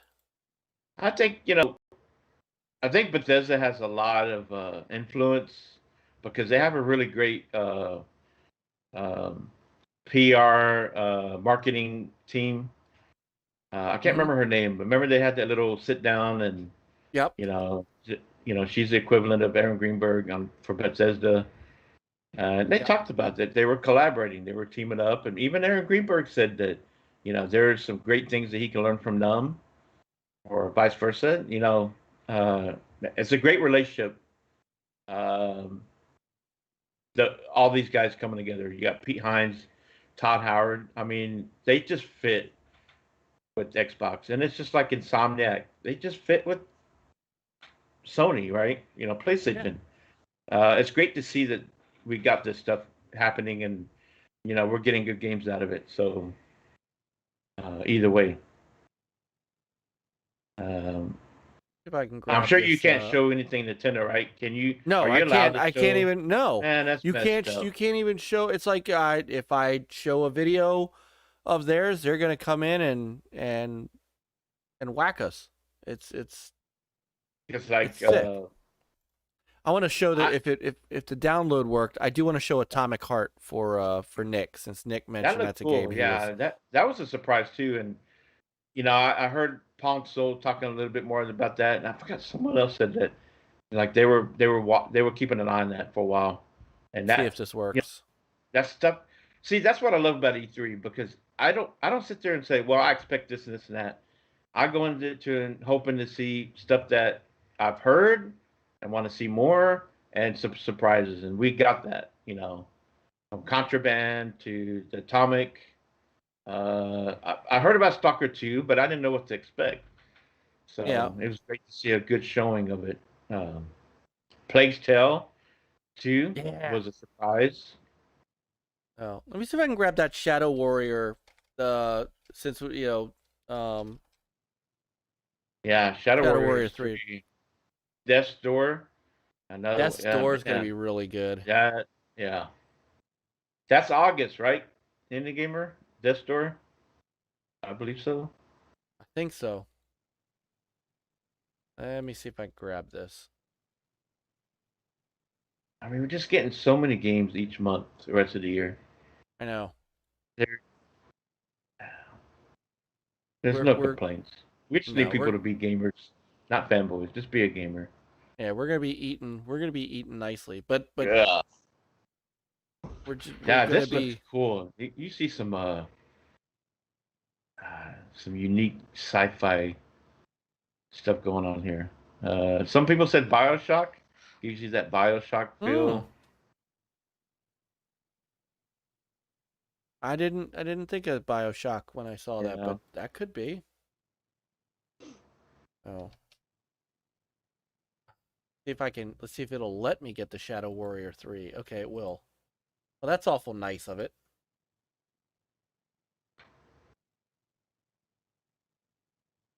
Let's see. Shadow Warrior 3 gameplay trailer. Here we go. I mean, a lot of stuff coming out of Devolver Yes. is going to be really cool. I'm really excited to play Sable. Yep. It looks like a laid back, kind of like Journey. I don't know if you guys played Journey, but just I did not. But it's just like a smooth sliding around the desert, sand, whatever. Looks like you're exploring and looking for stuff. Trek to Yomi. Yeah. That's going to be so nice. Mm-hmm. And then Death's Door coming July 20th. I think that's going to be a pretty good winner. Yeah. I mean, this is why I say, man, the indie scene is, you know, I'd honestly put the Microsoft, Nintendo, and I'd put Devolver as like the third best. Mm-hmm. They showed a little bit of metric where Devolver, like how many people at their peak, right? And Devolver show was at like 1 point something million. Yeah, because they Nintendo rock. was of course the highest, you know, Nintendo, and then there was Xbox. But yeah, Devolver, man, they really have they come a long way, you know. Yeah, Devolver has come a long way. I'll grab the what was it? Phantom Abyss. Yeah, that one looked cool. That That's one looked another, cool. you know, I'll grab that co-op. Well, you could do it multiplayer. What's cool about that was, as you're going through, you know, it's kind of like a Indiana Jones getting through the temple, whatever, surviving. Or it's also like an adult version of Fall Guys, right? Because you know you're platforming, you're going through each area, and you know you see the phantom of the other player ahead of you, right? So you're seeing what they're doing, so you want to kind of pay attention to that, so you don't make the same mistake. Yeah. So it's kind of cool how they did that. Yeah, I agree. Devolver are the rock stars of the games industry. I agree with that, Andy. I mean, look at this. Look at this goodness. Is that Kamikaze? Yeah, How this many is a fast pace. Yeah. You Funny say how many Annapurna? FPS games started. I don't think this is Annapurna. No. I thought someone said Annapurna. Oh. But yeah, that's another great one too. Yeah, it is funny how many FPS games started immediately working at grapple and dash as soon as Doom made it popular. That's a good point. Mm-hmm. All right, here, Trek to Yomi. I want to. This game looks amazing. Yeah. Let me get to it. See, I'm glad we could find some other stuff. I mean, don't get me wrong. The stuff from Microsoft's awesome, but I'm glad we could find something else to be excited about coming out of E3. I mean, there's something from everything that was shown. There's something there. There is, but we glossed. I mean, look how fast we glossed over Ubisoft. We didn't even talk about Bandai Namco, because I don't even remember what they showed. Capcom, I don't remember what they showed. No. I mean, and those are major publishers, and they didn't show jack crap. But yet here we are looking at games like this, going, "This is going to be amazing." I mean, I can't wait to see that. This is because look at the fire in this thing. Peter and I, we rocked Ghost of Tsushima. Yeah. And Yes. so think of Ghost of Tsushima in 2D, and I'm like, yeah,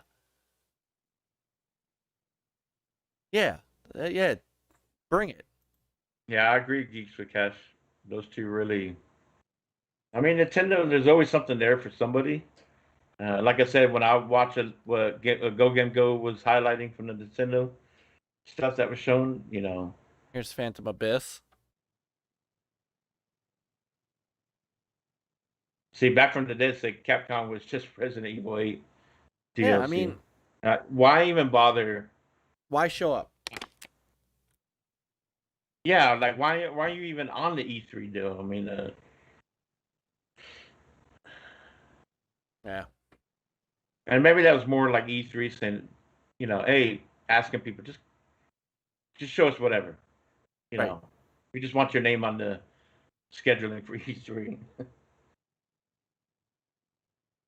Because, like you said, I mean, they have to stay relevant. I guess. I mean, even like the Summer Game Fest, whatever, it was okay. Kind Keely can only do so much, right? I mean, he can go out there and reach out. Yeah. Hey, I'd like to have your stuff shown on. But There was no way he was getting like we talked about it. There was no way that he was gonna get any major announcements. Like nobody should have been expecting anything from Microsoft. No. Or Nintendo for that matter, because they were gonna. Yeah. So I want to show Death's Door for let me grab Death's Door real quick. For Indie Gamer. This looks cool, but it's Steam only. Oh, yeah, Gearbox should have stayed home. I mean, I agree. Yeah. They showed basically movies and TV. Hi, here's our new Borderlands movie. And that's what I feel with Sony not being there as one of the big three, because Sony is able to bring in the showcase a lot of games, right? That's what Xbox did, right? They showcased not only their games, but other, like Far Cry 6 and Battlefield 6. They were able to show those off on the big stage, right? And Sony did that back in the day. And Sony not being there at E3 to me is it sucks for gamers. They want to do their own thing, and okay, so what? They don't have a lot to show as far as their stuff. They already showed Horizon Forbidden West on their little play deal and blah blah blah. But they should be there celebrating gaming, not only for themselves, their stuff, but showcase the third party stuff. All these third party studios that put their stuff on PlayStation only, that's what E3 is about, right? You got that big stage, you got all these people watching, whether it's a CG or whatever, But imagine the fact, gentlemen, that we got through E3 without seeing one frame of Call of Duty. Yeah, that used to be shown on either my Xbox or PlayStation stage. Yeah.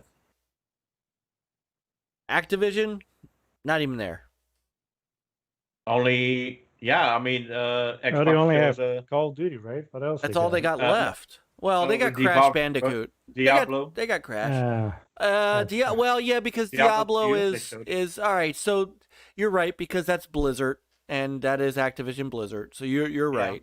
Oh yeah. So it's weird. I still don't. I still have trouble thinking of them as Activision. I actually still think of them as Vivendi. Yeah. So, here I'll show Far Cry 6 when we're done, because Geeks said, Nick said, Microsoft made Far Cry 6 look fun, something Ubisoft failed to do in the 40 minutes they had. So this is gonna be a cool game too, and I believe I don't think this is Game Pass, but I can buy it because I don't think it is either, but I don't care. Yeah, I can buy it. Like I love these boss battles because, like I said in the game show, it reminds me a little bit of Mario. And here you go, Nick. And Tunic. Like it has the art style from Tunic, but it's got these boss battles like Mario. Like the Mario Odyssey, right? You got a secluded area that's you and the boss, right? And just going round and round. It's a beautiful looking game. Yeah.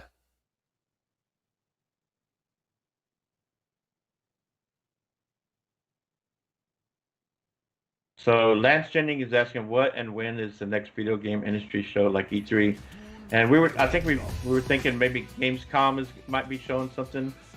Are they gonna have a virtual event?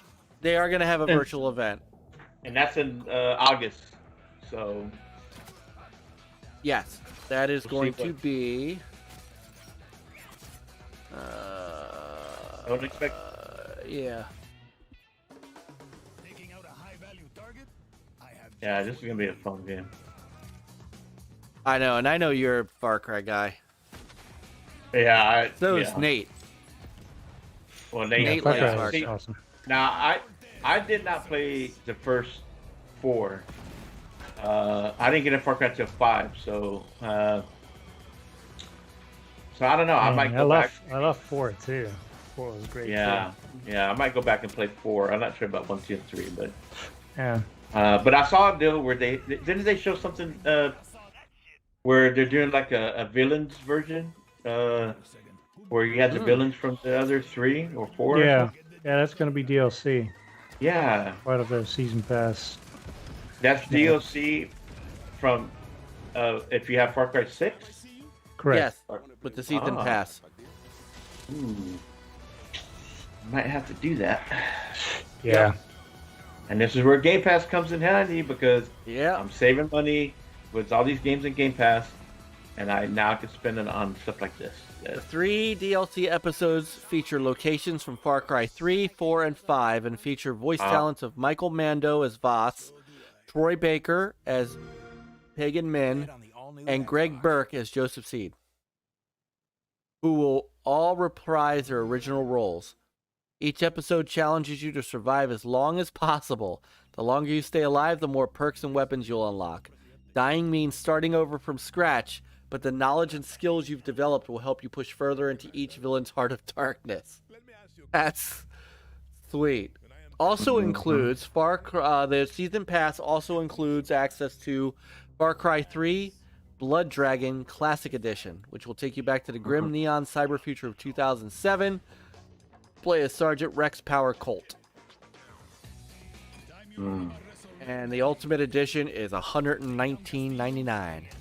So, yeah, Troy Baker does get around a lot. He does. So, Dreadful was asking about PAX. Are they Yeah, doing a Pa- PAX East? I know um, the PAX South did not happen last January, but I thought I heard there was going to be a PAX East.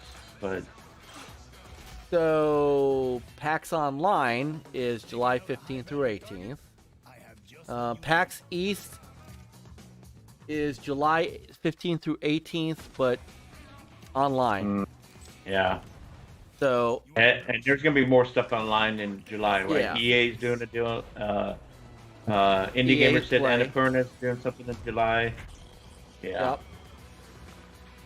So, So it looks like all summer we're gonna have, we get something in July, and then August we have Gamescom, Yep. and then here comes September, the holidays, everything starts coming out. Of course, is Xbox? Of course, they should be doing a Halo event before release, but are they also doing is it part of the EXO? Are they gonna do like an EXO 20 anniversary event? don't know. Ooh. No. And of course, And Too Many Games is still on, as far as I know. yeah. October 8th through 10th. I'm looking forward to that. I mean, things are starting to and in fact, Pennsylvania lifted their state of emergency and mask mandate just like Maryland is. So,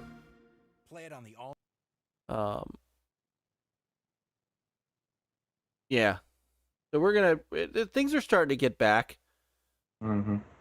So, Yeah, we pretty much opened up here, and a lot of places are already not even requiring you to wear a mask anymore. yeah, July 1 is basically the end of the state of emergency for Maryland. So, then it's just up to individual folks. Mhm. I don't know if there's anything else that tickled my fancy coming out of E3. Anything Did else you Elden guys Ring- can think of? Elden Ring tickle your fancy? Elden Ring came at Summer Games Fest, and no, it Oh, did yeah, not. Yeah, okay. And no, it did not. Anything from Nintendo? Of course, we can't show it, but did y'all Um, see anything from Nintendo besides? I know Nick in the chat really is gonna dig Metroid. Oh yeah, that did look cool. Yeah, I was watching some gameplay on that. Metroid That looked Dread. cool. I was talking about a buddy at work. He was more excited. What's funny is that before Nintendo show came out that day, right? we were talking about it, he said, "Oh, I'm excited for the Nintendo event." He's like, "Yeah, the Xbox is okay, but man, Nintendo's my thing." Okay, so we'll talk afterwards. He texts me afterwards. That sucked. So he was not happy. Well, And because we were it's a like talking about, 2D. Because it's another 2D game. yeah, they're not showing the Metroid Prime 4. Yeah, yeah. And we were talking about. I said I would be happy if Breath of the Wild. Well, one, he was surprised. He didn't think they were going to call it Breath of the Wild, right? No Zelda game has been a sequel with the same name from before. So here we are. We're getting a Breath of the Wild 2, same name. It still looks the same, but there's some upgrade. From what I saw, it looked cool. I loved, I enjoyed Breath of the Wild. But it would have been nice to get a Switch Pro, whatever they want to call it, a Super Switch, or just to go along with that. For me, anyways. As long as New their Switch. system is the new Switch, as long as that handheld is printing money, you're not going to get anything new. Probably not. Yeah. So, the other announcements that they made, Mario Party Superstars. So another Mario Party game. They're bringing Kazuya Mishima from Tekken into Super Smash Bros. Even though everybody thought Chief was going in there. Give it time. Yep. Mario vs. Rabbids. Life is Strange: True Colors. Metroid Dread. So coming into Super Smash Brothers is not only Kazuya, but Min Min from ARMS, Steven Alex from Minecraft, Sephiroth from Final Fantasy VII, and Pyra and Mithra from Xenoblade Chronicles 2, along with one final yet to be announced fighter. So. And Breath of the Wild 2 is not till next year, right? 2022, I think. So maybe there's still time if there is going to be a Switch Pro. Don't hate Axel. Don't hate Axel. Axel says, "But you pee your pants and roll digital dice." Don't hate. You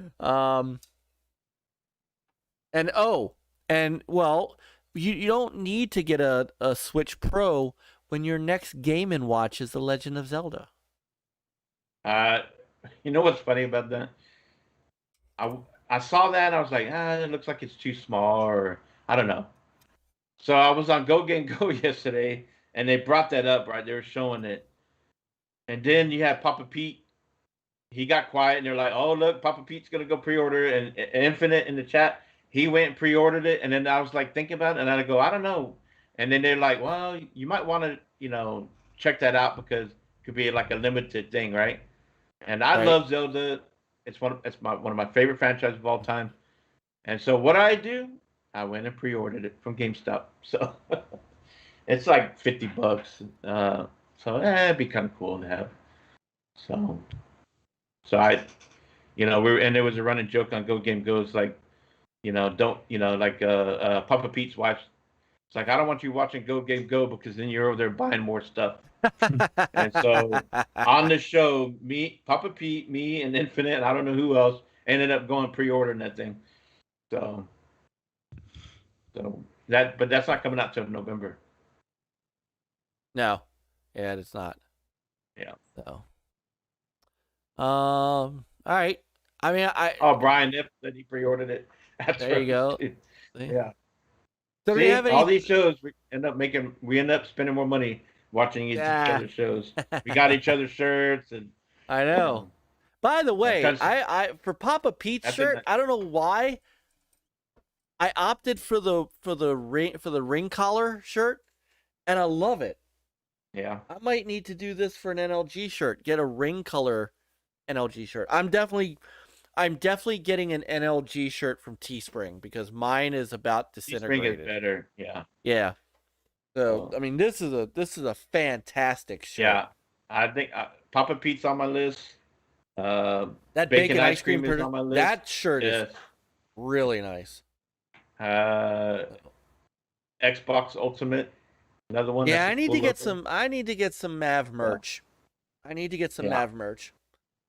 So I was looking for Retro Renegade too, but I don't know if that's on Teespring. I have to take a look. I don't know. So that's another one on my list. yeah, I'm definitely gonna get. It's time for me to get one, and I might get one for. OEBP. I need to get that. Yeah, I love my No. open every box shirt. Mhm. I need to get a new shirt before I need to get a shirt with the Gamers United Guild on the back. That's what I really need. Yeah. So, and I'm thinking I about was getting a different color. Hey, you need to talk with Tommy and say, hey, I need a next level gaming code for 20% off. Papa OEB Pete had one, right? I was watching the show when they're live for the Intellivision E3 deal, and he had a deal for OEB Pete 20 or something like that, and you put the code in on the Intellivision shop. Oh yeah. But I tried to do it on my mobile, and for some reason, the cart wouldn't pop up. And I was trying to get a hat and a shirt. I saw now they have the the art stuff down is coming out for the games that are coming. Mm-hmm. I wanted to grab one of those shirts and then the hat. And for some reason the cart wouldn't pop up on mobile. So I definitely need to get a new shirt. And there's a whole bunch of great shirts on here that I can get.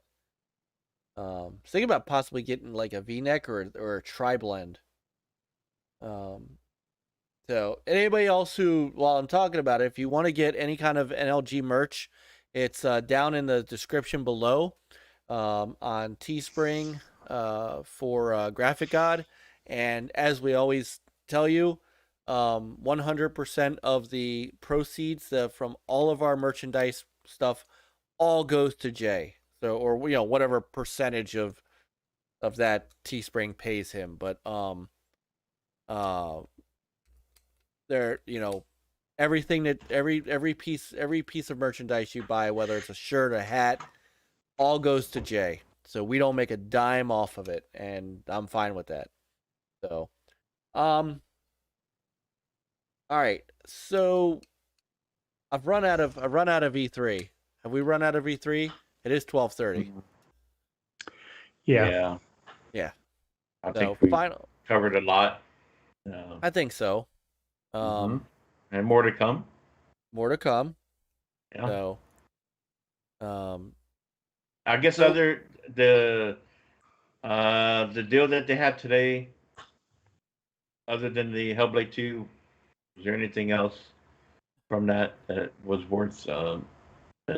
Nothing we didn't know. I mean, Yeah, they showed some more Psychonauts too. yeah. And that's when I it, think I saw that, but I was like, talks a little bit about the things that happened in 1 that's now important in 2 and stuff. Yeah, I saw the Design Labs is back. Design Labs is back. Oh, I ordered actually. Oh, I you got the did? design controller. So Nice. I I ordered know. because she has a Yeah. birthday coming up in July. So Yeah, that was cool. I might have to get my daughter one too. I might have to get myself one since the first one I got was stolen.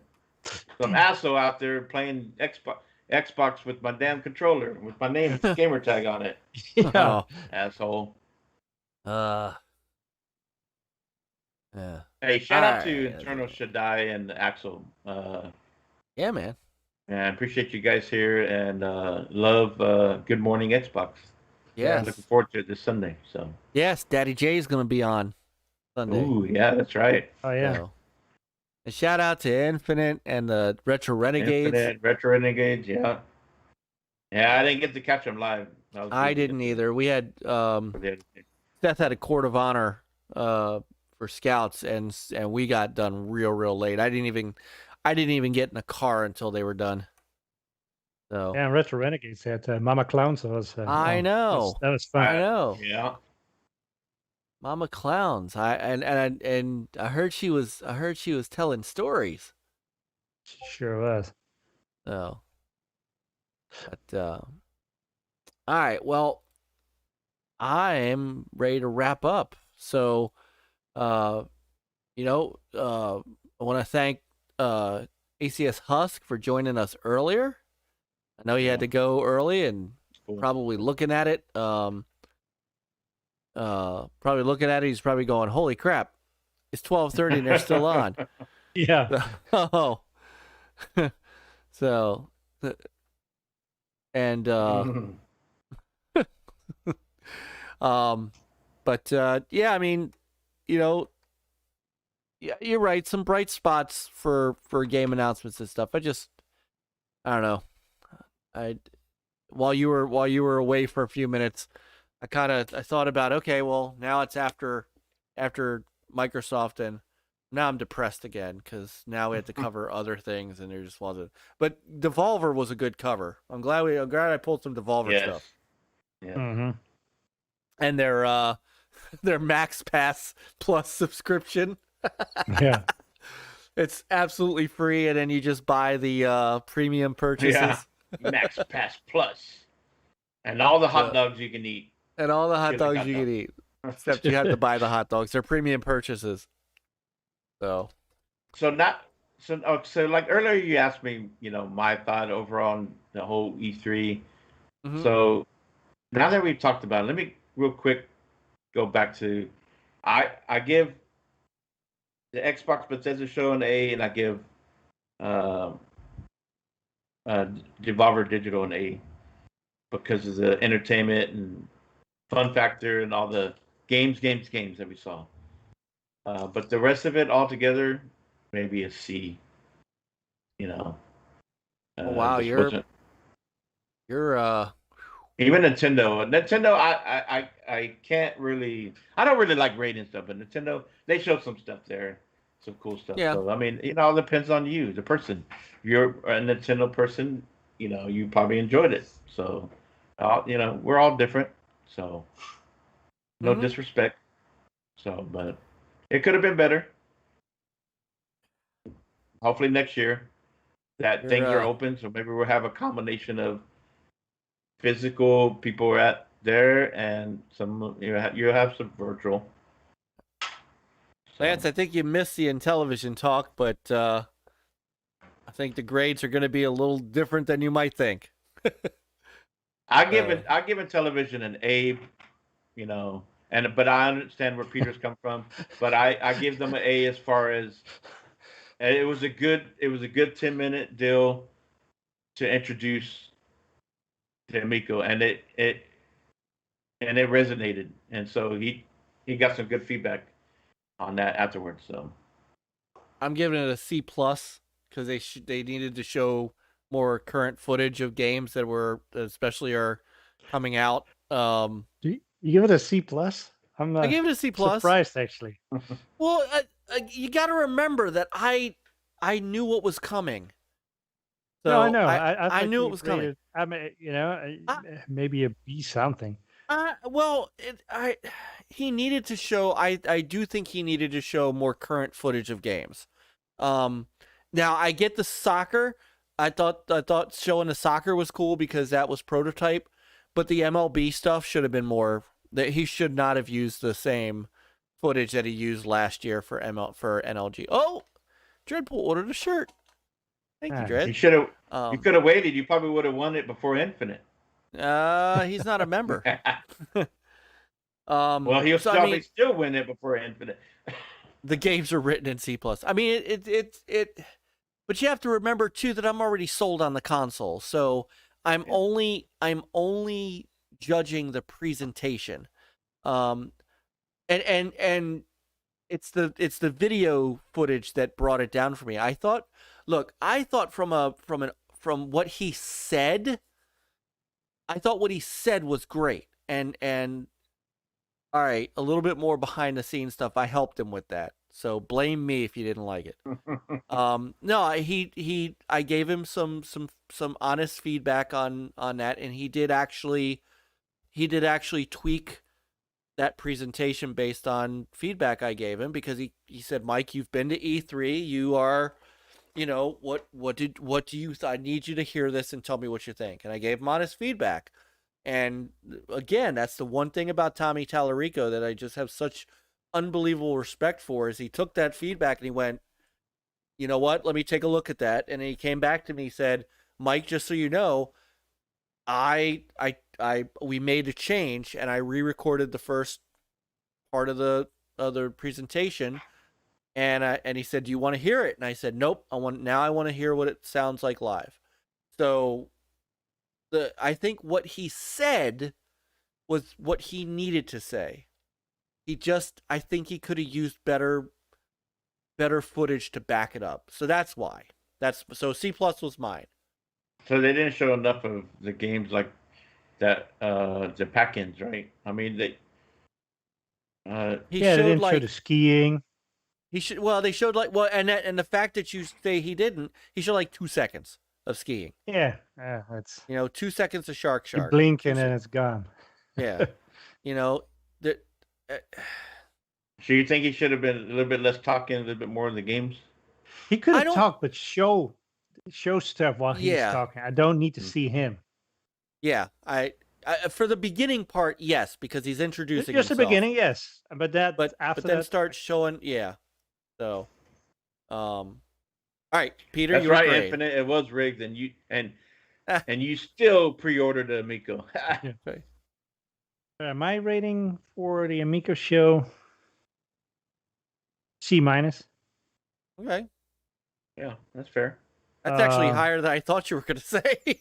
Well, that's because I almost rated it as C+, but you're already C+, and it's like, so I lowered mine. So I'm the shill. Yeah.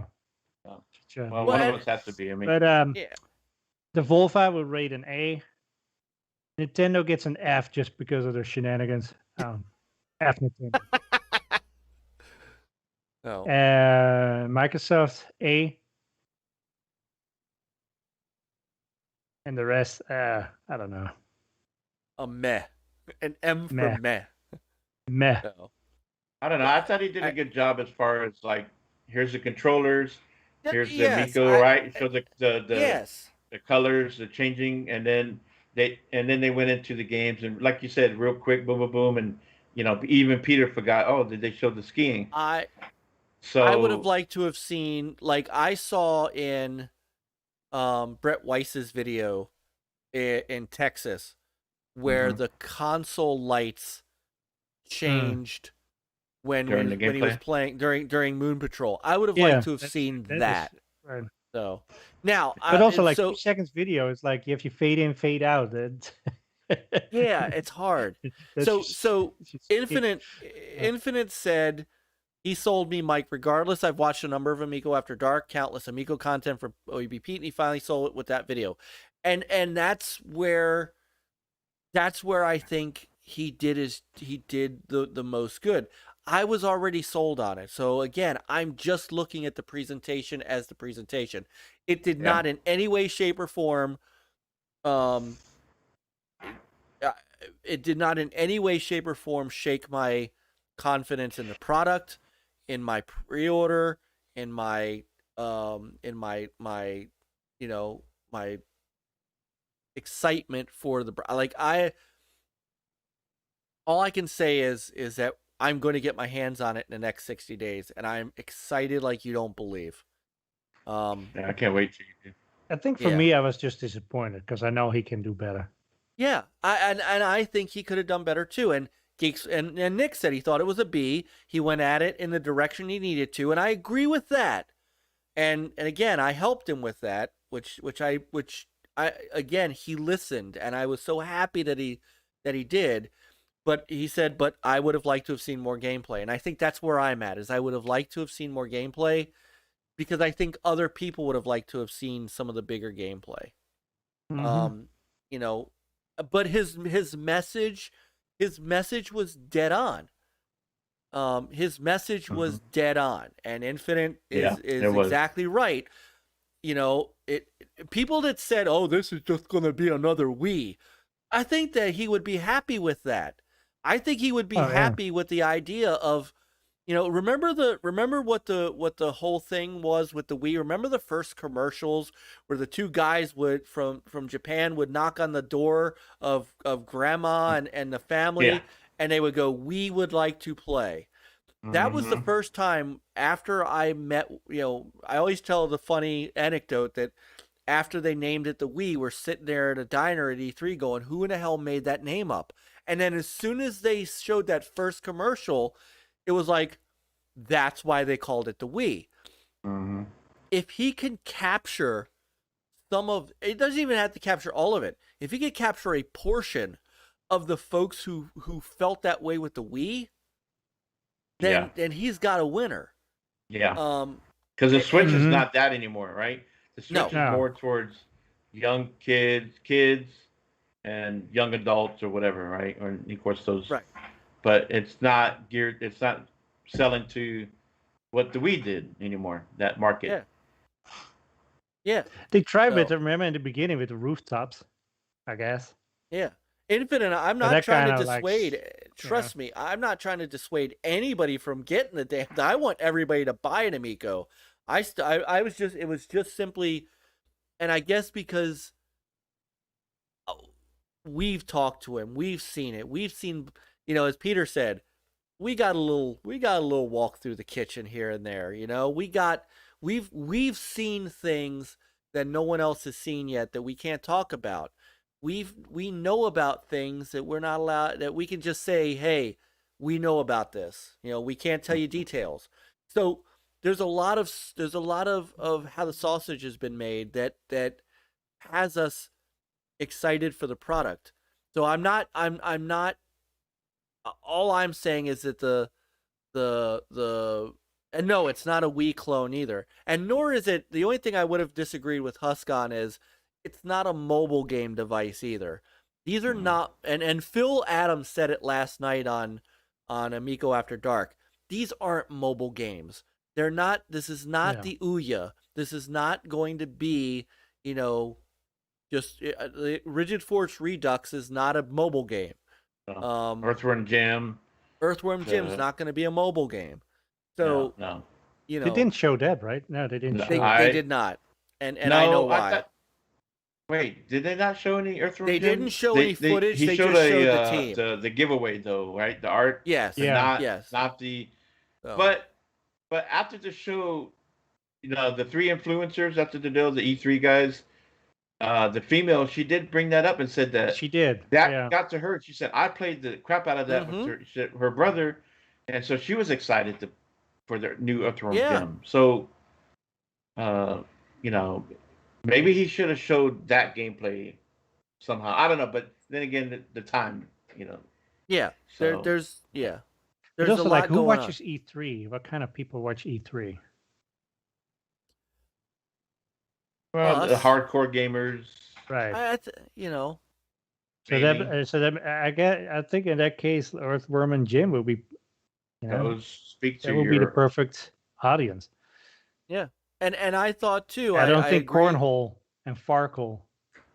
No, Farkle, and that's what I mean. Farkle, and really, see, Evel Knievel, I think, was the wrong game to show there. I agree with you, Peter. I think they should have shown more Finnegan Fox, because I mean, that's going to be. I think people Finnegan are Fox, even Moon Patrol. Moon Patrol. You know? Show me more. Smash. Show me more. Which one? Astro Smash. Show me more of Missile Command. You know, he mentioned games like Tempest and stuff like that. You know, it's also like the color palette and the sheen. You know, it shows really well. I mean, those look gorgeous. But Earthworm Jim should have been shown because, like y'all said, that's a big game that people grew up with. I would have liked to have seen more than 2 seconds of Flying Tigers. That looked, I mean, that gave me 1941 vibes. I'm down for a game that's like that. Yeah. That was in my shmup video, the whole 1940 series. And Flying Tigers, which is an original IP, show some more battle tanks, show some more. Yeah. They showed like a little bit of snafu. Show me some of that. So that's all I was saying was I would like to. I think if he had paired it with some more footage that was more appropriate for E3, he would have. Yeah. Like as much as you talk like the Brain Duel game and stuff like that is fine to show there because there is some of that. That is not the place I would have shown Sesame Street. Yeah. That's not a place I would have shown that. I would have shown. They could have done a little montage at the end of all these the smaller games and all that. Yeah. That's not where I would have shown Care Bears. That's where, don't get me wrong, they're important IPs, and I think having them is awesome. Brain Duel, I think Brain Duel looked amazing for what it looked like. A Bomb Squad. Did you see the graphics on Bomb Squad? That looked really good. That is but we not a barely, mobile game. barely saw any footage. Yeah. That's not mobile. That's not a mobile game. So that's all. I just wanted to see more gameplay footage, and I would tell him that straight up. I'll tell him that when I see him. Is that I think, but I'm glad that it sold you Infinite because I believe in this console. I wouldn't be sitting here, I guess I'll use the word shilling for it. I wouldn't be up here shilling for it and being so emotional about my love for it. I mean, this is a console that I intend on getting before I get a PlayStation 5. This is a console I almost, if it had launched in October 2020, I'd still have an Xbox One X. So this is a console that I had put ahead of Microsoft and Sony. I've got this before I'm not even considering a Switch. So I'm no, you're not the only one who pre-ordered after watching that video. He didn't give me numbers. Yeah, he didn't give me numbers, but he said pre-orders jumped. Yeah. So did Phil Adam. Phil Adam said pre-orders went like the response has been bonkers. And that's all you could ask for. Yeah. I mean, it's good to hear that, that the response was good. Yes. No matter what we thought of it, because that just means more for them. Because the other thing Phil Adams said last night was, we know that there are licenses and things that we want. They know I want Tron, and a lot of people want Tron. He said, just you got to be patient. He said we need to get our foot out there first. He said we need to prove ourselves, and then those other licenses will come. He knows OEB Pete wants Pitfall. Activision knows that Amico wants Pitfall, but Activision needs to wait and see what happens with the system. So, I've asked him a couple of times about NFL. He knows that. But if the baseball game for Major League Baseball does well, that helps him go grab, maybe an NFL deal. Yep.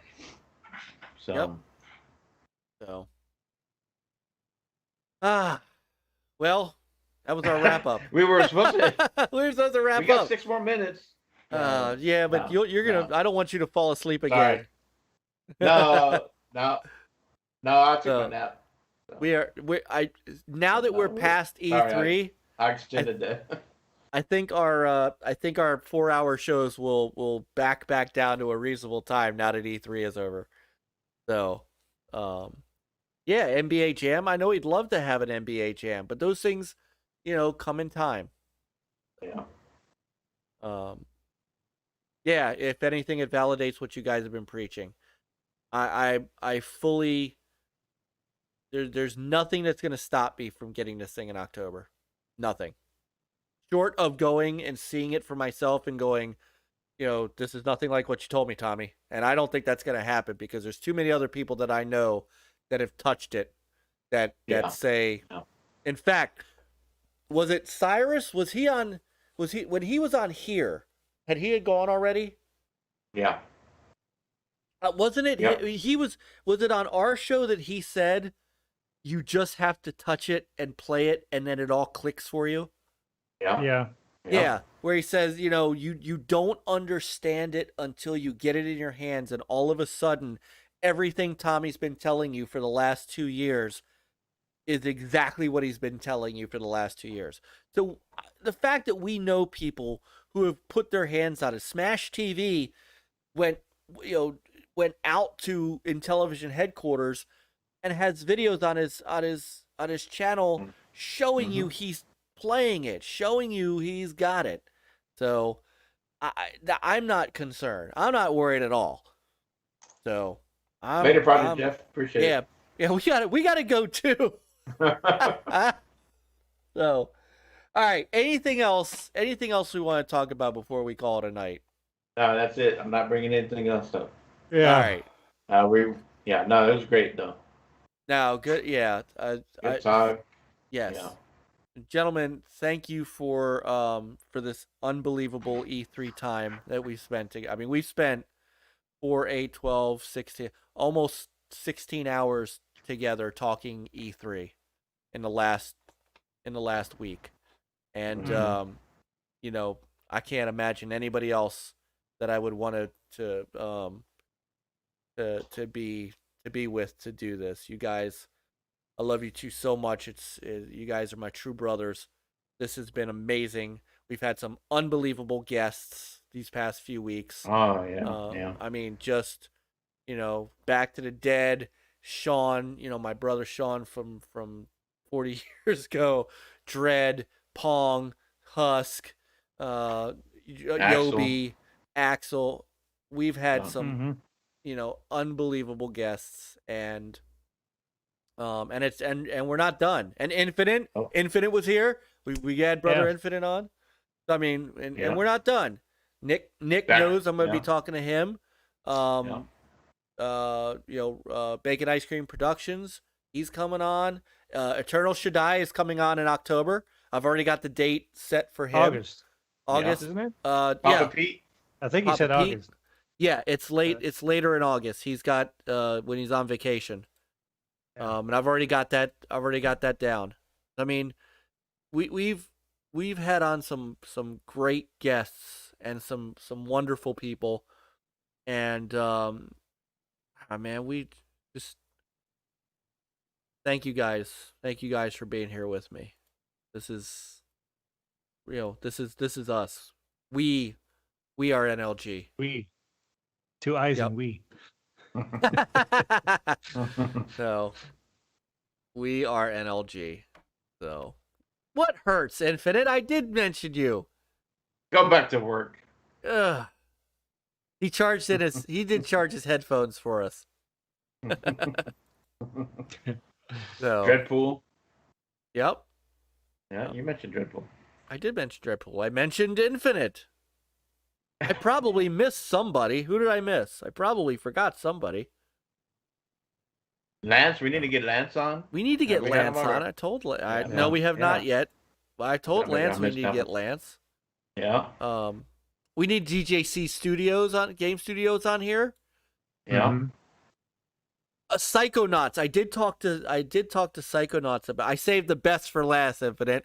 I talked to Psychonauts. I said we needed to get his silky smooth his voice on here. 3-bit. We had AssassinLupa.